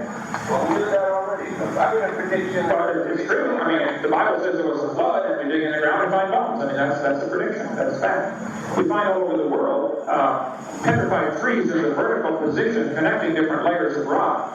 Now, if you would like to believe those layers are different ages, which you've said several times tonight, you're welcome to believe that, but the scientific evidence is against that. I would predict we would find that if you crossbreed any kind of animal, you get the same kind, like the Bible says. Farmers plant corn, they expect to get corn. So it's a biological prediction that animals have varieties, but they're limited. I would predict that any breeder of anything, whether it be cows or corn, will find that there are limits. Number one, you can't go beyond a certain limit. And the further you get from the norm, the more problems you begin to have. Like with the Great Dane or the Chihuahua, they get hip dysplasia and they get problems. I would predict there would be biological limits to the changes based on the Bible record.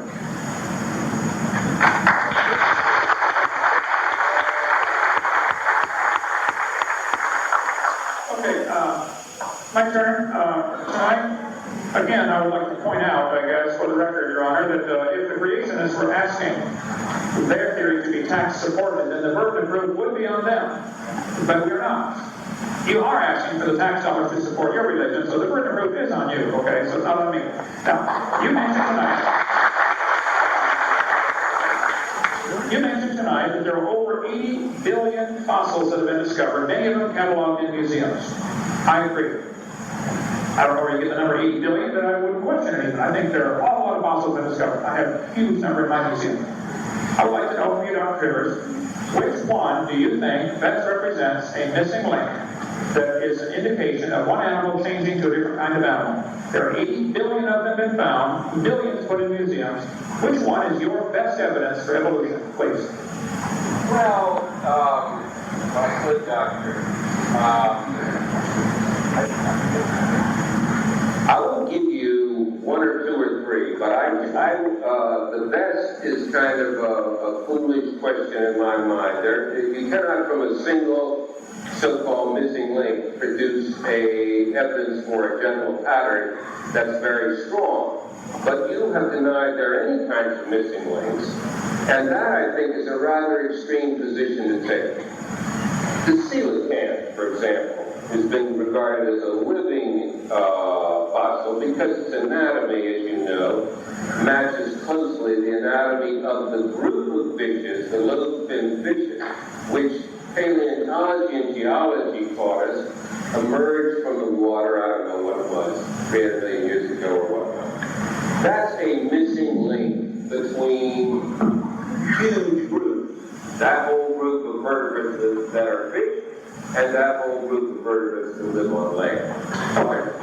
If you only want one. Well, that's what I wanted was your best one. And coelacanth is the first one that comes to your mind. I'm sure you're aware, of course, that they're not missing, they're still alive. I agree. Yeah. So how could that be evidence of something that's intermediary if they're still alive? How is that? And are you, I'm sure, aware of the fact that the coelacanth has been studied very carefully since Latimer found the first one in 1938, and they do not use those limbs for anything other than swimming like a normal fish. So it's still a fish, it's still obviously a fish. Why would you say coelacanth is transitioning to something else? In 325 million years since the Devonian period, why have coelacanths remained coelacanths? Well, not all coelacanths have. What I said was the living coelacanth is related to the coelacanths 300 million years ago. That's what it was. Plus or minus however many. For that, the fossil record suggests crawled out of some branch of which I should say, crawled out of the ocean and used those lobe fins to walk on, etc. Okay. Textbooks do teach that 325 million years ago, the coelacanth is actually one of the index fossils for the Devonian period in a typical textbook. They assume that these short arms before the fins were used for crawling on land. This is typical propaganda in a textbook. This is also a lie. The lobe-finned fish are still alive. They've been proven that they don't change to anything else. So if you want to imagine that the coelacanth changed to something else, I said, there's still coelacanths, and you said, it's not all of them. Now you've gone, I don't think you realize that you just left science and went to your religion. You believe that long ago and far away, some of them must have diversified, because after all, they're different. But what evidence do you have? There would have to be something between the coelacanth and whatever they turned into. If the coelacanth is the best example of your missing link, it's not missing, and it's not an example. It's still big.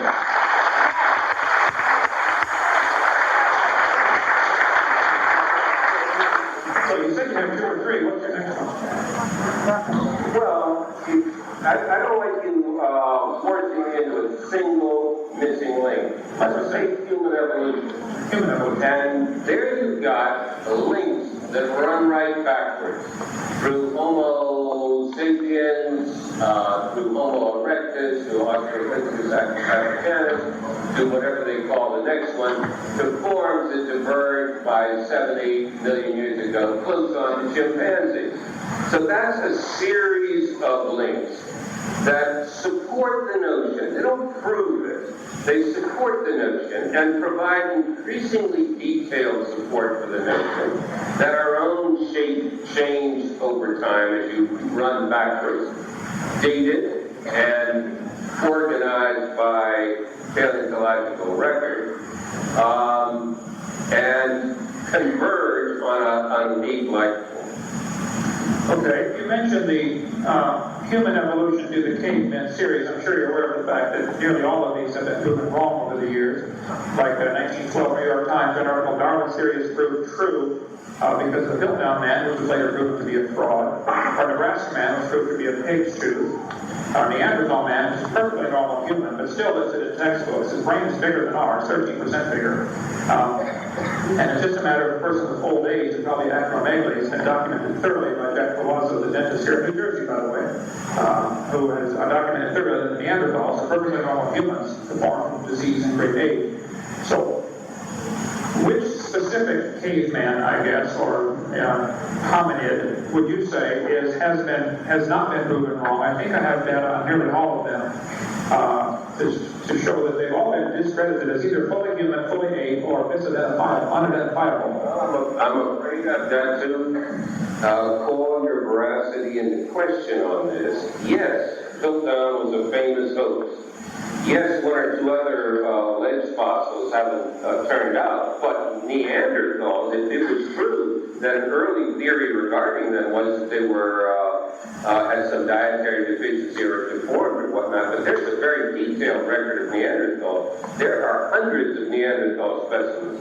Furthermore, whether they were human in our sense or not, i.e. could interbreed with us, is not quite clear. I would assume they could. Whether they left any genes in our current population, I don't know. I do know that mitochondrial DNA that was extracted from a Neanderthal, measured through geological time, it could be about 500,000 years old, showed that their mitochondria was just at the outer edge of the complete range of human variability, present human variability in that regard. Now, Neanderthals are a trivial portion of the fossil record of hominids going backwards. Homo erectus, as it's called, is spread all through Asia, found in Africa, spread through Europe, and that goes back to 1 million years, and there are again hundreds of fossils. You are talking gross dishonesty when you act as if every single fossil has been discredited as a hoax or as a dietary deformity. That is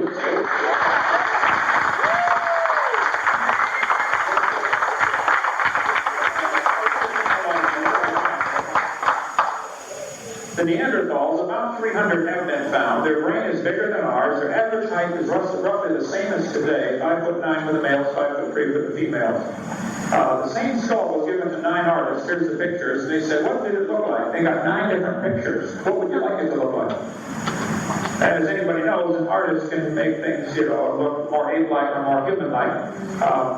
Jack Palazzo, orthodontist for 32 years, studied the growth bones of the human face and said the bones of your brow ridge never stop growing, as do most bones in your face grow continually.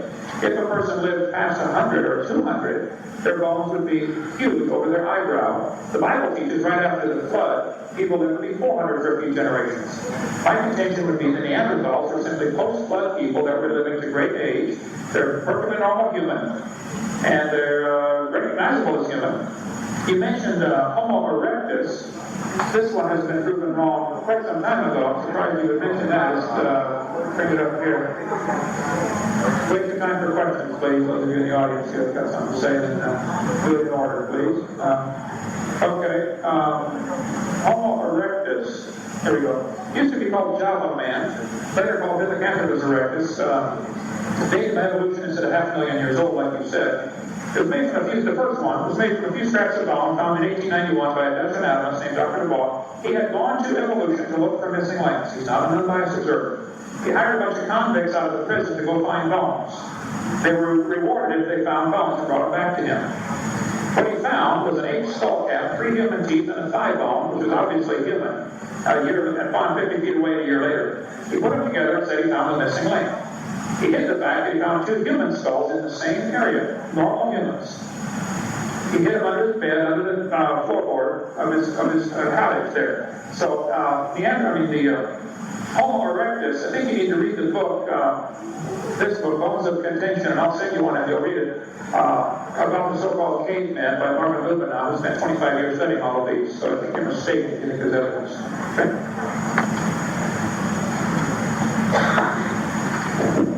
We're going to have a quick 5-minute pause so I can grab the questions. And so please don't get up because it's not. And we'll start with questions to Dr. Trivers. And Dr. Trivers, if you could respond in 5 minutes about for each question. Yeah. All right, fine. Okay. And then you can give a quick rebuttal to his answer, and then you will have a question, and you can do the same. So we'll try and get through as many questions as possible. Okay. The first question is, could you please explain the major leap that life made as it went from non-living chemicals to living DNA? Please show evidence of how DNA was produced from non-living chemicals, i.e. amino acids. Well, DNA would not be made up of amino acids. DNA directs the construction of amino acids. The first life chemical is believed to be RNA to DNA, but I'm just going to plead complete ignorance here. This is biochemistry, which I've never mastered. Never even had organic chemistry as a course, and I know a little bit about the story of the transition from non-living material to living molecules, but I don't know about it in any detail. I can say that it is sometimes misrepresented in stuff I've seen on the website as being inherently absurd or implausible. But if a molecule came along that was self-replicating, then natural selection takes over and tends to select for any modifications of that molecule that enhance its ability to propagate itself, to use various chemicals from the surrounding environment and so on. But this is not my field at all. And it's one reason why I had asked Dr. Hovind, and he kindly agreed, to kind of limit our argument, not to stellar evolution, chemical evolution, and even the transition to life, but what happened once life got it. Okay, thank you. Notice what he said.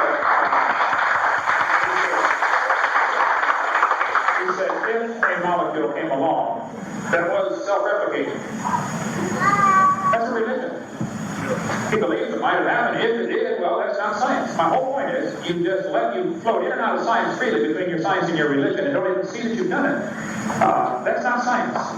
Okay, science deals with things we can observe and test and demonstrate. The truth of the matter is that DNA is absolutely the most complex molecule in the universe. There's nothing close to a DNA molecule, or an RNA molecule for that matter. To think it happened by chance is ludicrous, okay?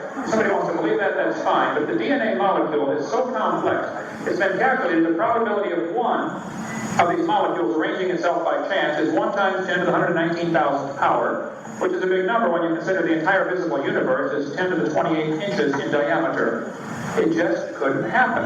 Now, if you want to believe it happened, that's great. You believe whatever you want, but don't make all the taxpayers pay to put that in the schools. That's a fairy tale for drones.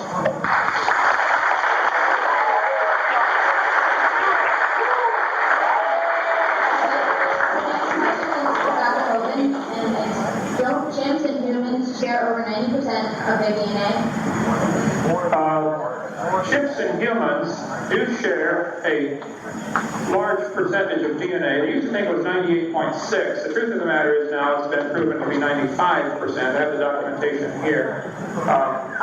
If you'd like to get that. Even if there are similarities between humans and chimps in their DNA structure, that does not prove a common ancestor.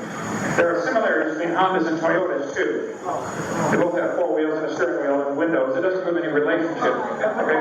Barney Maddox, the leading genome researcher, said... They're trying to eat up my time, I'm sure, for the evidence for their theory, so therefore, it's a bad pun on the back. Dr. Barney Maddox said, and he was the leading genetic genome researcher, he said, concerning these genetic differences, the genetic difference between human and his nearest relative, the chimpanzee, is at least 1.6%. That doesn't sound like much, but calculated out, that's a gap of 48 million nucleotides, and a change of only 3 nucleotides is fatal to an animal. There is no possibility of change. So he's the guy who did it and said it can't happen. They've now proven it's only 95% similarity. Okay.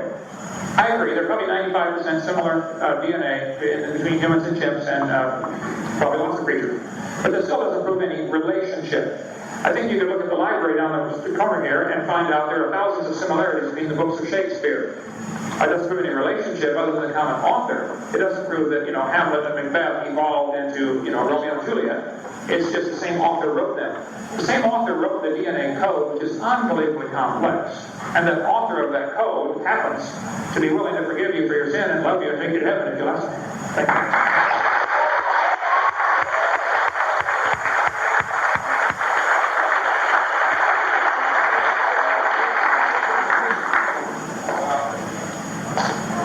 Can spread misinformation a lot faster than I can correct it.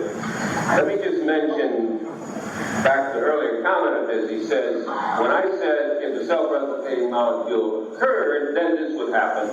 Right away, I left science when I put if in front of the sentence.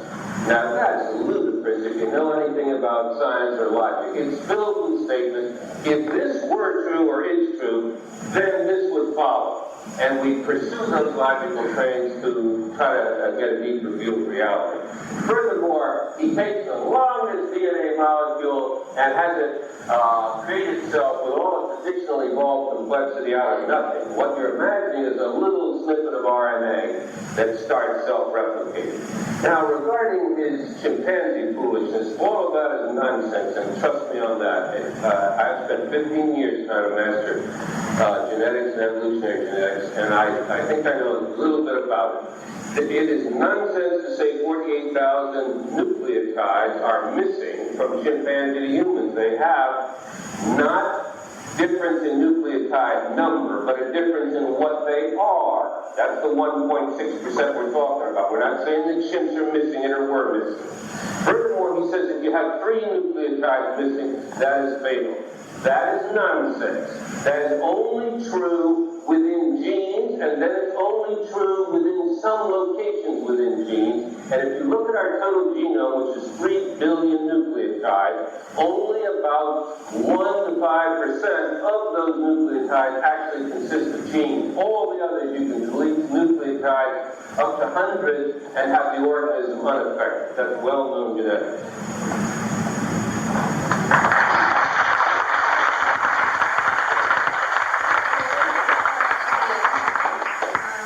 About the biblical inbreeding. Do you believe that many male and female animals of the same species evolved simultaneously?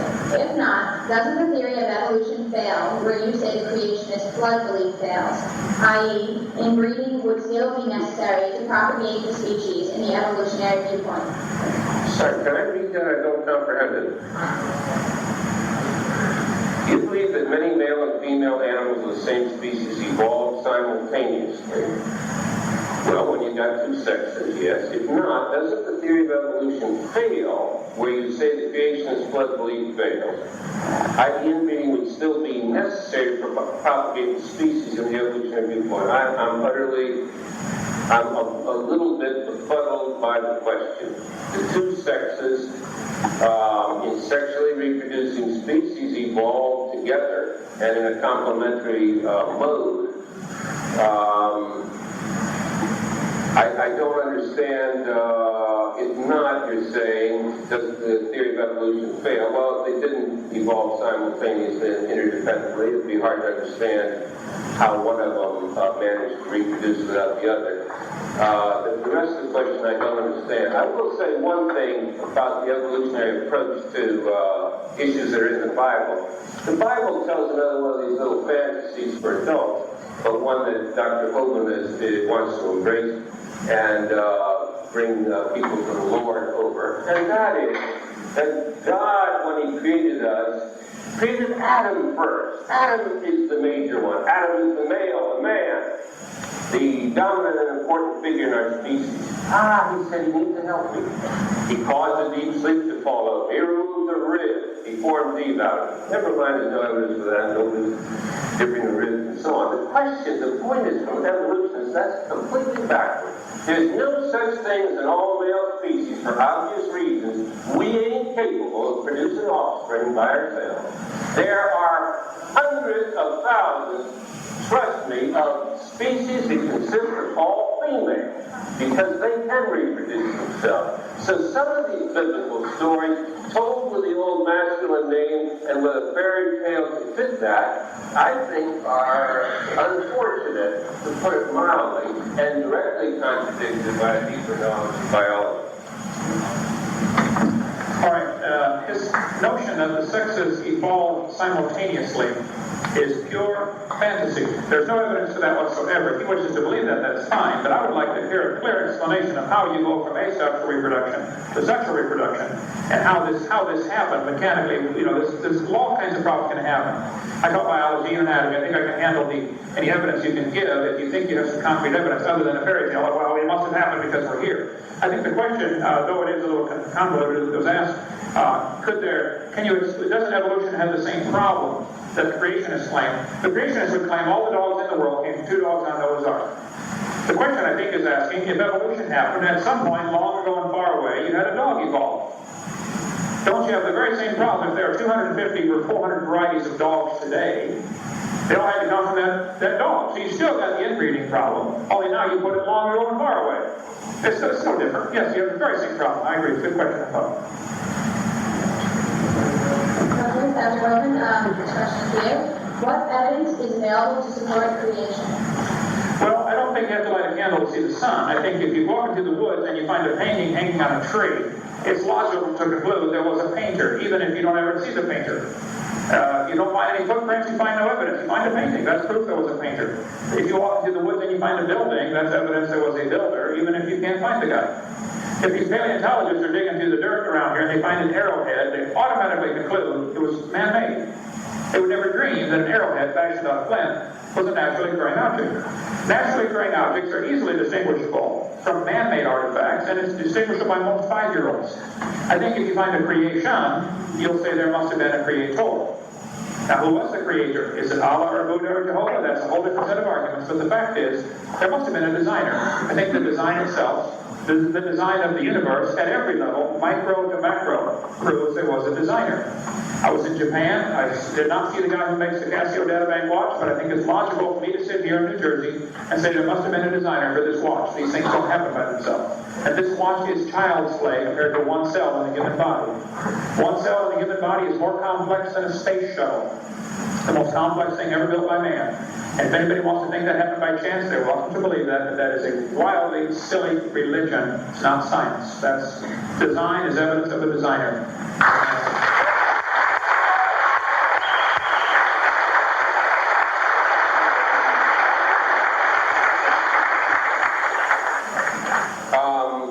Just a couple of things. The design is, evidence of designer is such a feeble argument. It was handled hundreds of years ago, long before evolutionary theory. But let me point out 2 things. First of all, he says if he goes out in the woods and sees a painting hanging on a tree, it's logical to conclude. He didn't see it, but it's logical to conclude that someone painted it and hung it there. And I agree with it. But I don't know why it is when I, or a fellow scientist, finds it logical to conclude something that we haven't seen with our naked eyes, that we're all there in fantasy land trying to sell our religion and force tax dollars on you all to sell it to your children. But he's permitted to make logical conclusions. It's silly. It's no definition or understanding of how science actually works. The rest of his argument boils down to one assertion: the world exists, therefore someone had to create it. That's the logical structure of it, no more, no less.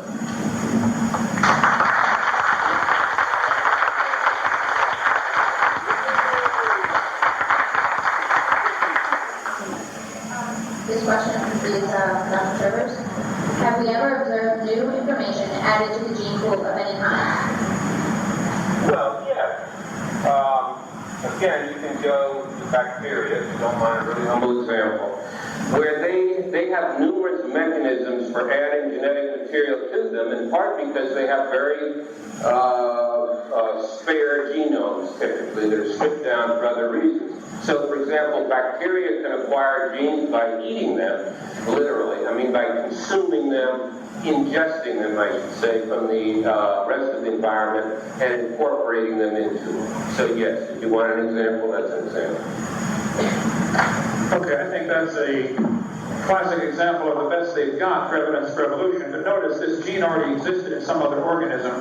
The bacteria ingested it and incorporated it. There are creatures in the sea that will eat poisonous animals and ingest their poison glands and put them into their own skin. Okay, there are numerous examples of that. That's not an example of evolution by adding by mutation causing increased genetic complexity.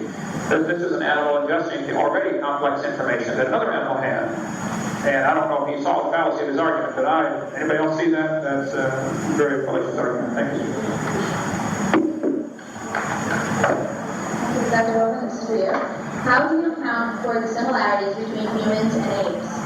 Well, I think, first of all, I would say that the differences between humans and apes are enormous, okay? The similarities are because we have similar duties to perform in life. We have to walk, move around, find our food, etc. I think any similarities between organisms of any kind could easily be characterized as evidence of a common designer. As I mentioned, Toyotas and Hondas have many similarities. So what? That proves they have is a design that works. You know, 4 wheels on the ground and a steering wheel and some mechanism, something to sit on. That's all the design is necessary to work. So I think if we look at similarities between humans and chimps and conclude there's a common designer, that's just as logical as concluding there's a common ancestor. I think even more logical than concluding there must have been a designer. I would point out that there are 26 basic letters of the alphabet. We can go around the corner to the library here and find that probably every one of those books in there is built on that same code, 26 letters. If the dictionary has the same 26 letters as the Encyclopedia Volume S does, that doesn't prove one evolved from the other, or they both came from an explosion in a print shop. That proves that's the code with which you write English. So there are 20 amino acids. All animals have these 20 amino acids in the proteins. That doesn't prove any relationship. That's the code with which you make proteins. And it has to be that way, so the brown cow can eat the green grass and give the white milk and make the yellow butter, and I eat it and get the blonde hair. If it weren't for all similar proteins and similar amino acids, we could only digest and eat each other. And God made it so that animals, you can eat a variety of things. So the similarities proves a common designer who was really thinking ahead.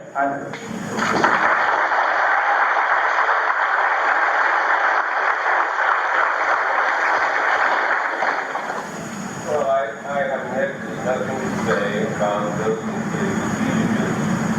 latest diffusions from Dr. Hovind.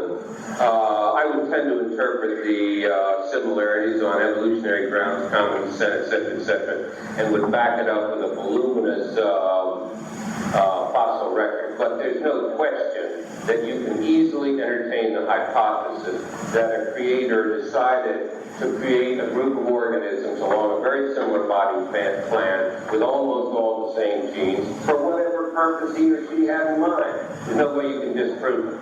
If you isolate individual facts like that and want to treat them as determinant on creation or and recent creation or evolution, then they're often not going to be determinative. We deal, as scientists, much more with the preponderance of evidence, in this case, the vast preponderance of evidence.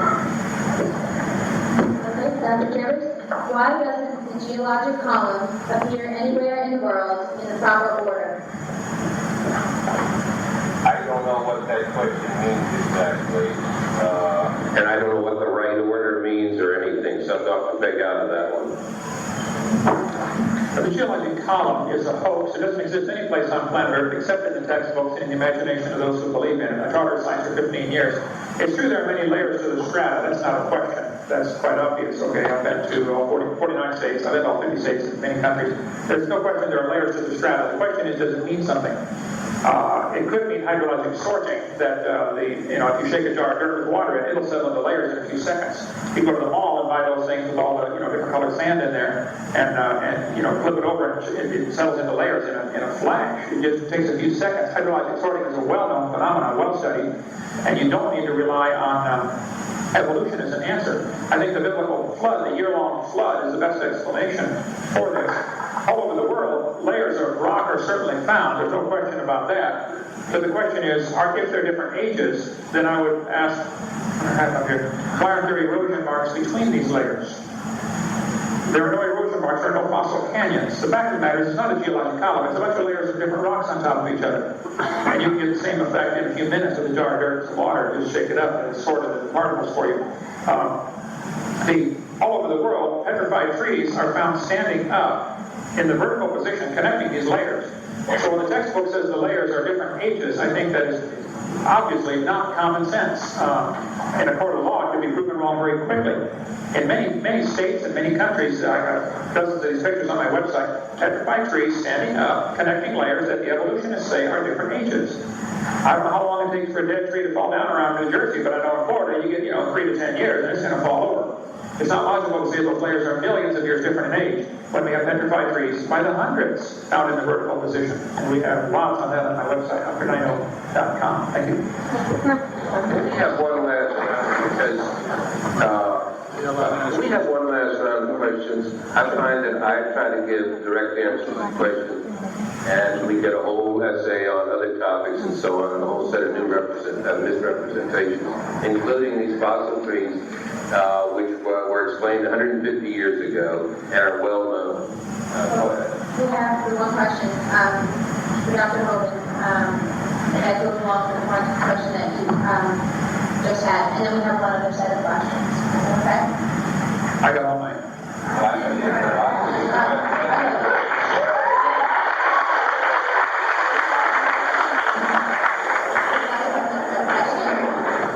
Is to be truly unbiased scientists, should we be teaching intelligent design in the textbooks along with the theory of evolution?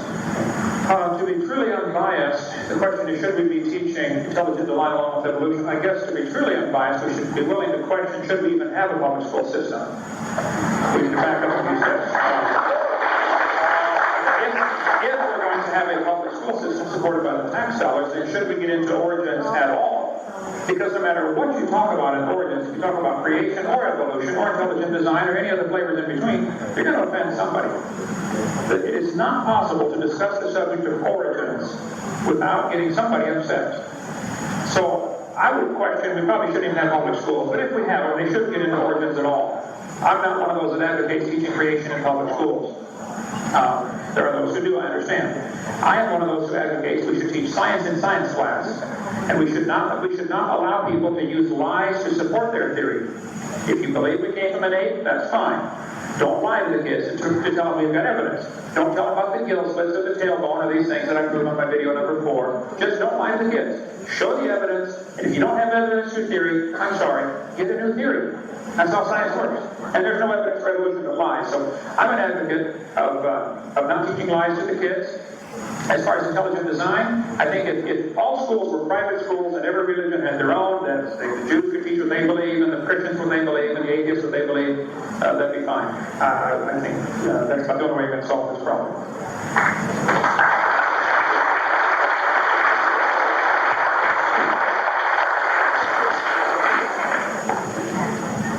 Again, I'm going to keep my comment very short. I hope we can get some short more questions to be done here. I've got a light to lead.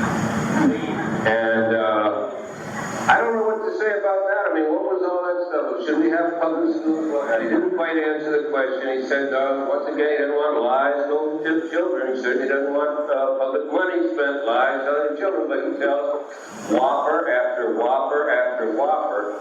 And I didn't have the time in my questions earlier to deal with some of the lies he told about early embryology. Yes, Hinkle misrepresented his work, but it's a fact of life that's been so abundantly proven in embryology and then embryological genetics that the very early stages of organisms after organisms resemble each other much more than later stages, which does not prove evolution, but is certainly consistent with it, and is consistent, it is easily consistent with it. Regarding some of his other lies earlier, I'm just not going to elaborate, except to say, no, I'm not going to say anything more about any of this.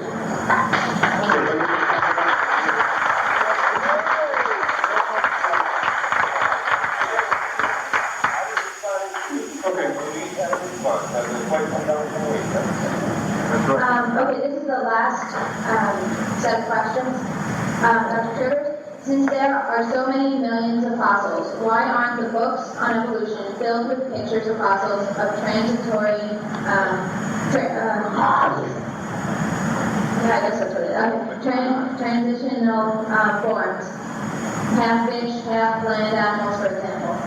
Well, As I've tried to indicate for a whole series of groups, and I only indicated it with human evolution, there are a whole series of transitional forms. Not a single one with half chimpanzee, half human, and all the characteristics visible to the naked eye when you're only looking at skeletons, which you're not used to interpreting. Your textbooks would, I think, if one took that approach as a teacher, be packed with page after page after page after page of fossils that get more and more looking like humans, let's say, and finally they're there. And then you'll say, oh, well, that doesn't show anything. Maybe it shows something about humans, probably doesn't. You want to see it for all these other groups. It's just not I guess it's not believed to be an effective way to teach. And it's certainly not felt to be as necessary as Dr. Hovind would lead you to believe, since he repeatedly misrepresents the actual evidence that does exist. Okay, a couple of things. First, I would say, I have heard numerous times tonight Dr. Trevor say that I misrepresent the facts, and I want to go on record as saying I resent that. I think I tried very hard to represent the facts clearly and carefully.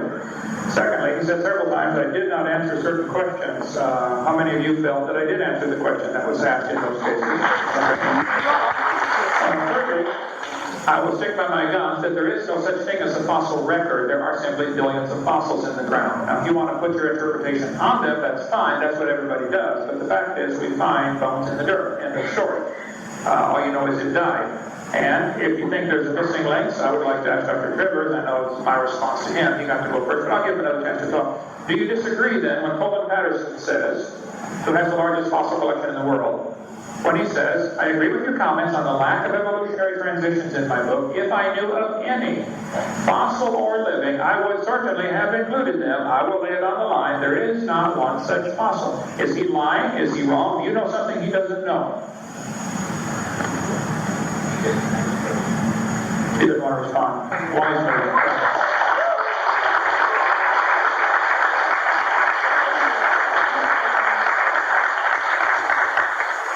I would want to respond to that either question. Okay, the last question is, don't we have transitory fossils of hominids such as Lucy proving evolution? Donald Johanson found Lucy 2 weeks before his grant money ran out. He had gone there on a grant to find some missing links. He was desperate to find something in the last 2 weeks. Lucy was 3 feet tall. Charles Oxner studied every single bone of Lucy, did what's called a computer multivariate analysis, comparing the length to width, the depth, the ratios, all these things. He said, after 16 years of studying the bones of Lucy, Lucy is an unusual chimpanzee-type creature. It is definitely not a missing link. It was 3 feet tall. There are some creatures in Sumatra down near Vietnam that are very, very similar skeletal structure to Lucy and maybe the same thing. Again, Lucy was both found in the dirt. You don't know that Lucy had any kids. You sure don't know if she had different kids. And you don't know any much more about it than 40% of the skeleton was found. For 3 feet tall, people looked at it and said it was a chimpanzee or some kind of type of ape-like creature. And that is not evidence of evolution. That's not evidence of hyperactive imagination. It should have been on probably some kind of drug to calm him down.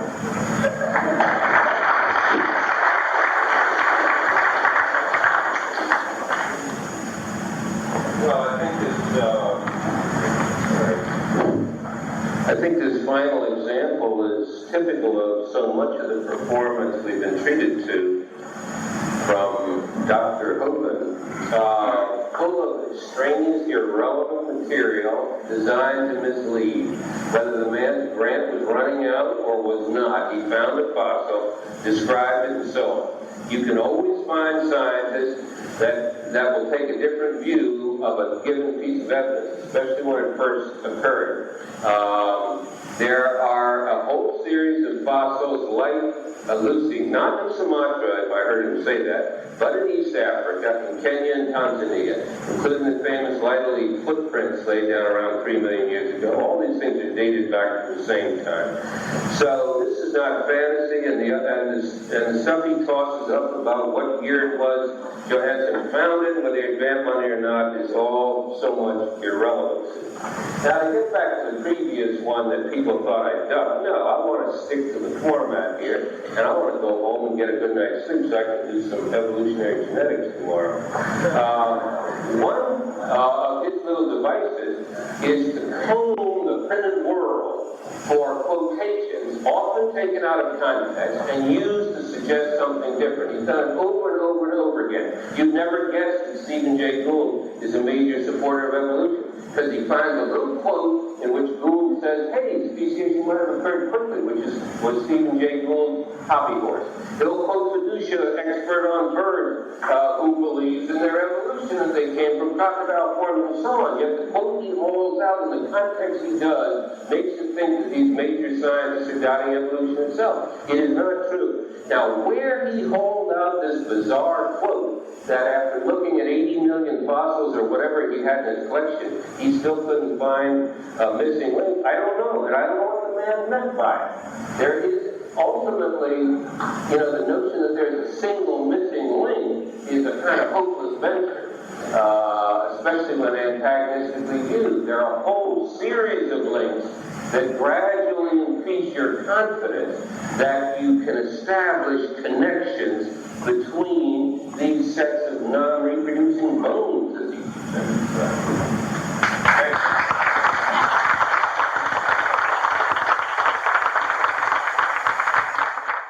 We hope you've enjoyed this video series on creation, evolution, and dinosaurs. Much more important, though, than knowing all the truth and facts about science is to know the truth about whether you're going to heaven or not. If you've never trusted Christ as your Savior, let me explain quickly what you need to do to go to heaven. The Bible says we're all sinners. We've all broken God's laws. We've disobeyed the Creator. We've done wicked things. We're sinners. Some are worse than others, at least in man's eyes, but we've all broken God's laws. And the Bible says you have to repent. The word repent means to turn. It actually means two things: to turn from your sin and to turn to God. God's looking for a change in your attitude where you say, Lord, I don't want to do wrong anymore. I'm sorry, I've offended you. I want to do right. And you turn from sin and you turn to God and say, God, would you please forgive me? Would you save me? The Bible says in Romans chapter 3, verse 23, that all have sinned and come short of the glory of God. You need to admit you're a sinner. Number two, the Bible says in Romans 6:23, the wages of sin is death. We deserve to die and go to hell because of our sin. But Jesus died for you. He loves you. He wants you to come to heaven. And anybody that will ask Him for the free salvation, God will give you the gift of eternal life. It says in Romans 6:23. It's a free gift. And it says in Romans chapter 10 and verse 13, whosoever shall call upon the name of the Lord shall be saved. If you would just call and say, Lord, I'm a sinner. Would you please forgive me? And ask Him. He will give you that free gift of eternal life. Why don't you just pray with me right now, and you could receive Christ as your Savior. There's no magic words. God's looking at your heart. But if you could say this and mean it, God would forgive you. Just say, Dear Lord Jesus, I know that I'm a sinner. I've broken your laws. I'm sorry. Please forgive me. Please apply your blood to my account. Forgive my sins and take me to heaven. In Jesus' name, amen. The Bible says if you call upon the Lord, you shall be saved. So if you've asked the Lord to save you, He promised He'd save you. Now your job is to grow. Read your Bible, pray, get involved in a good Bible-believing church, and begin to grow to be a good Christian. Thank you so much. Call or write if we can be any help at all. We'd be glad to help.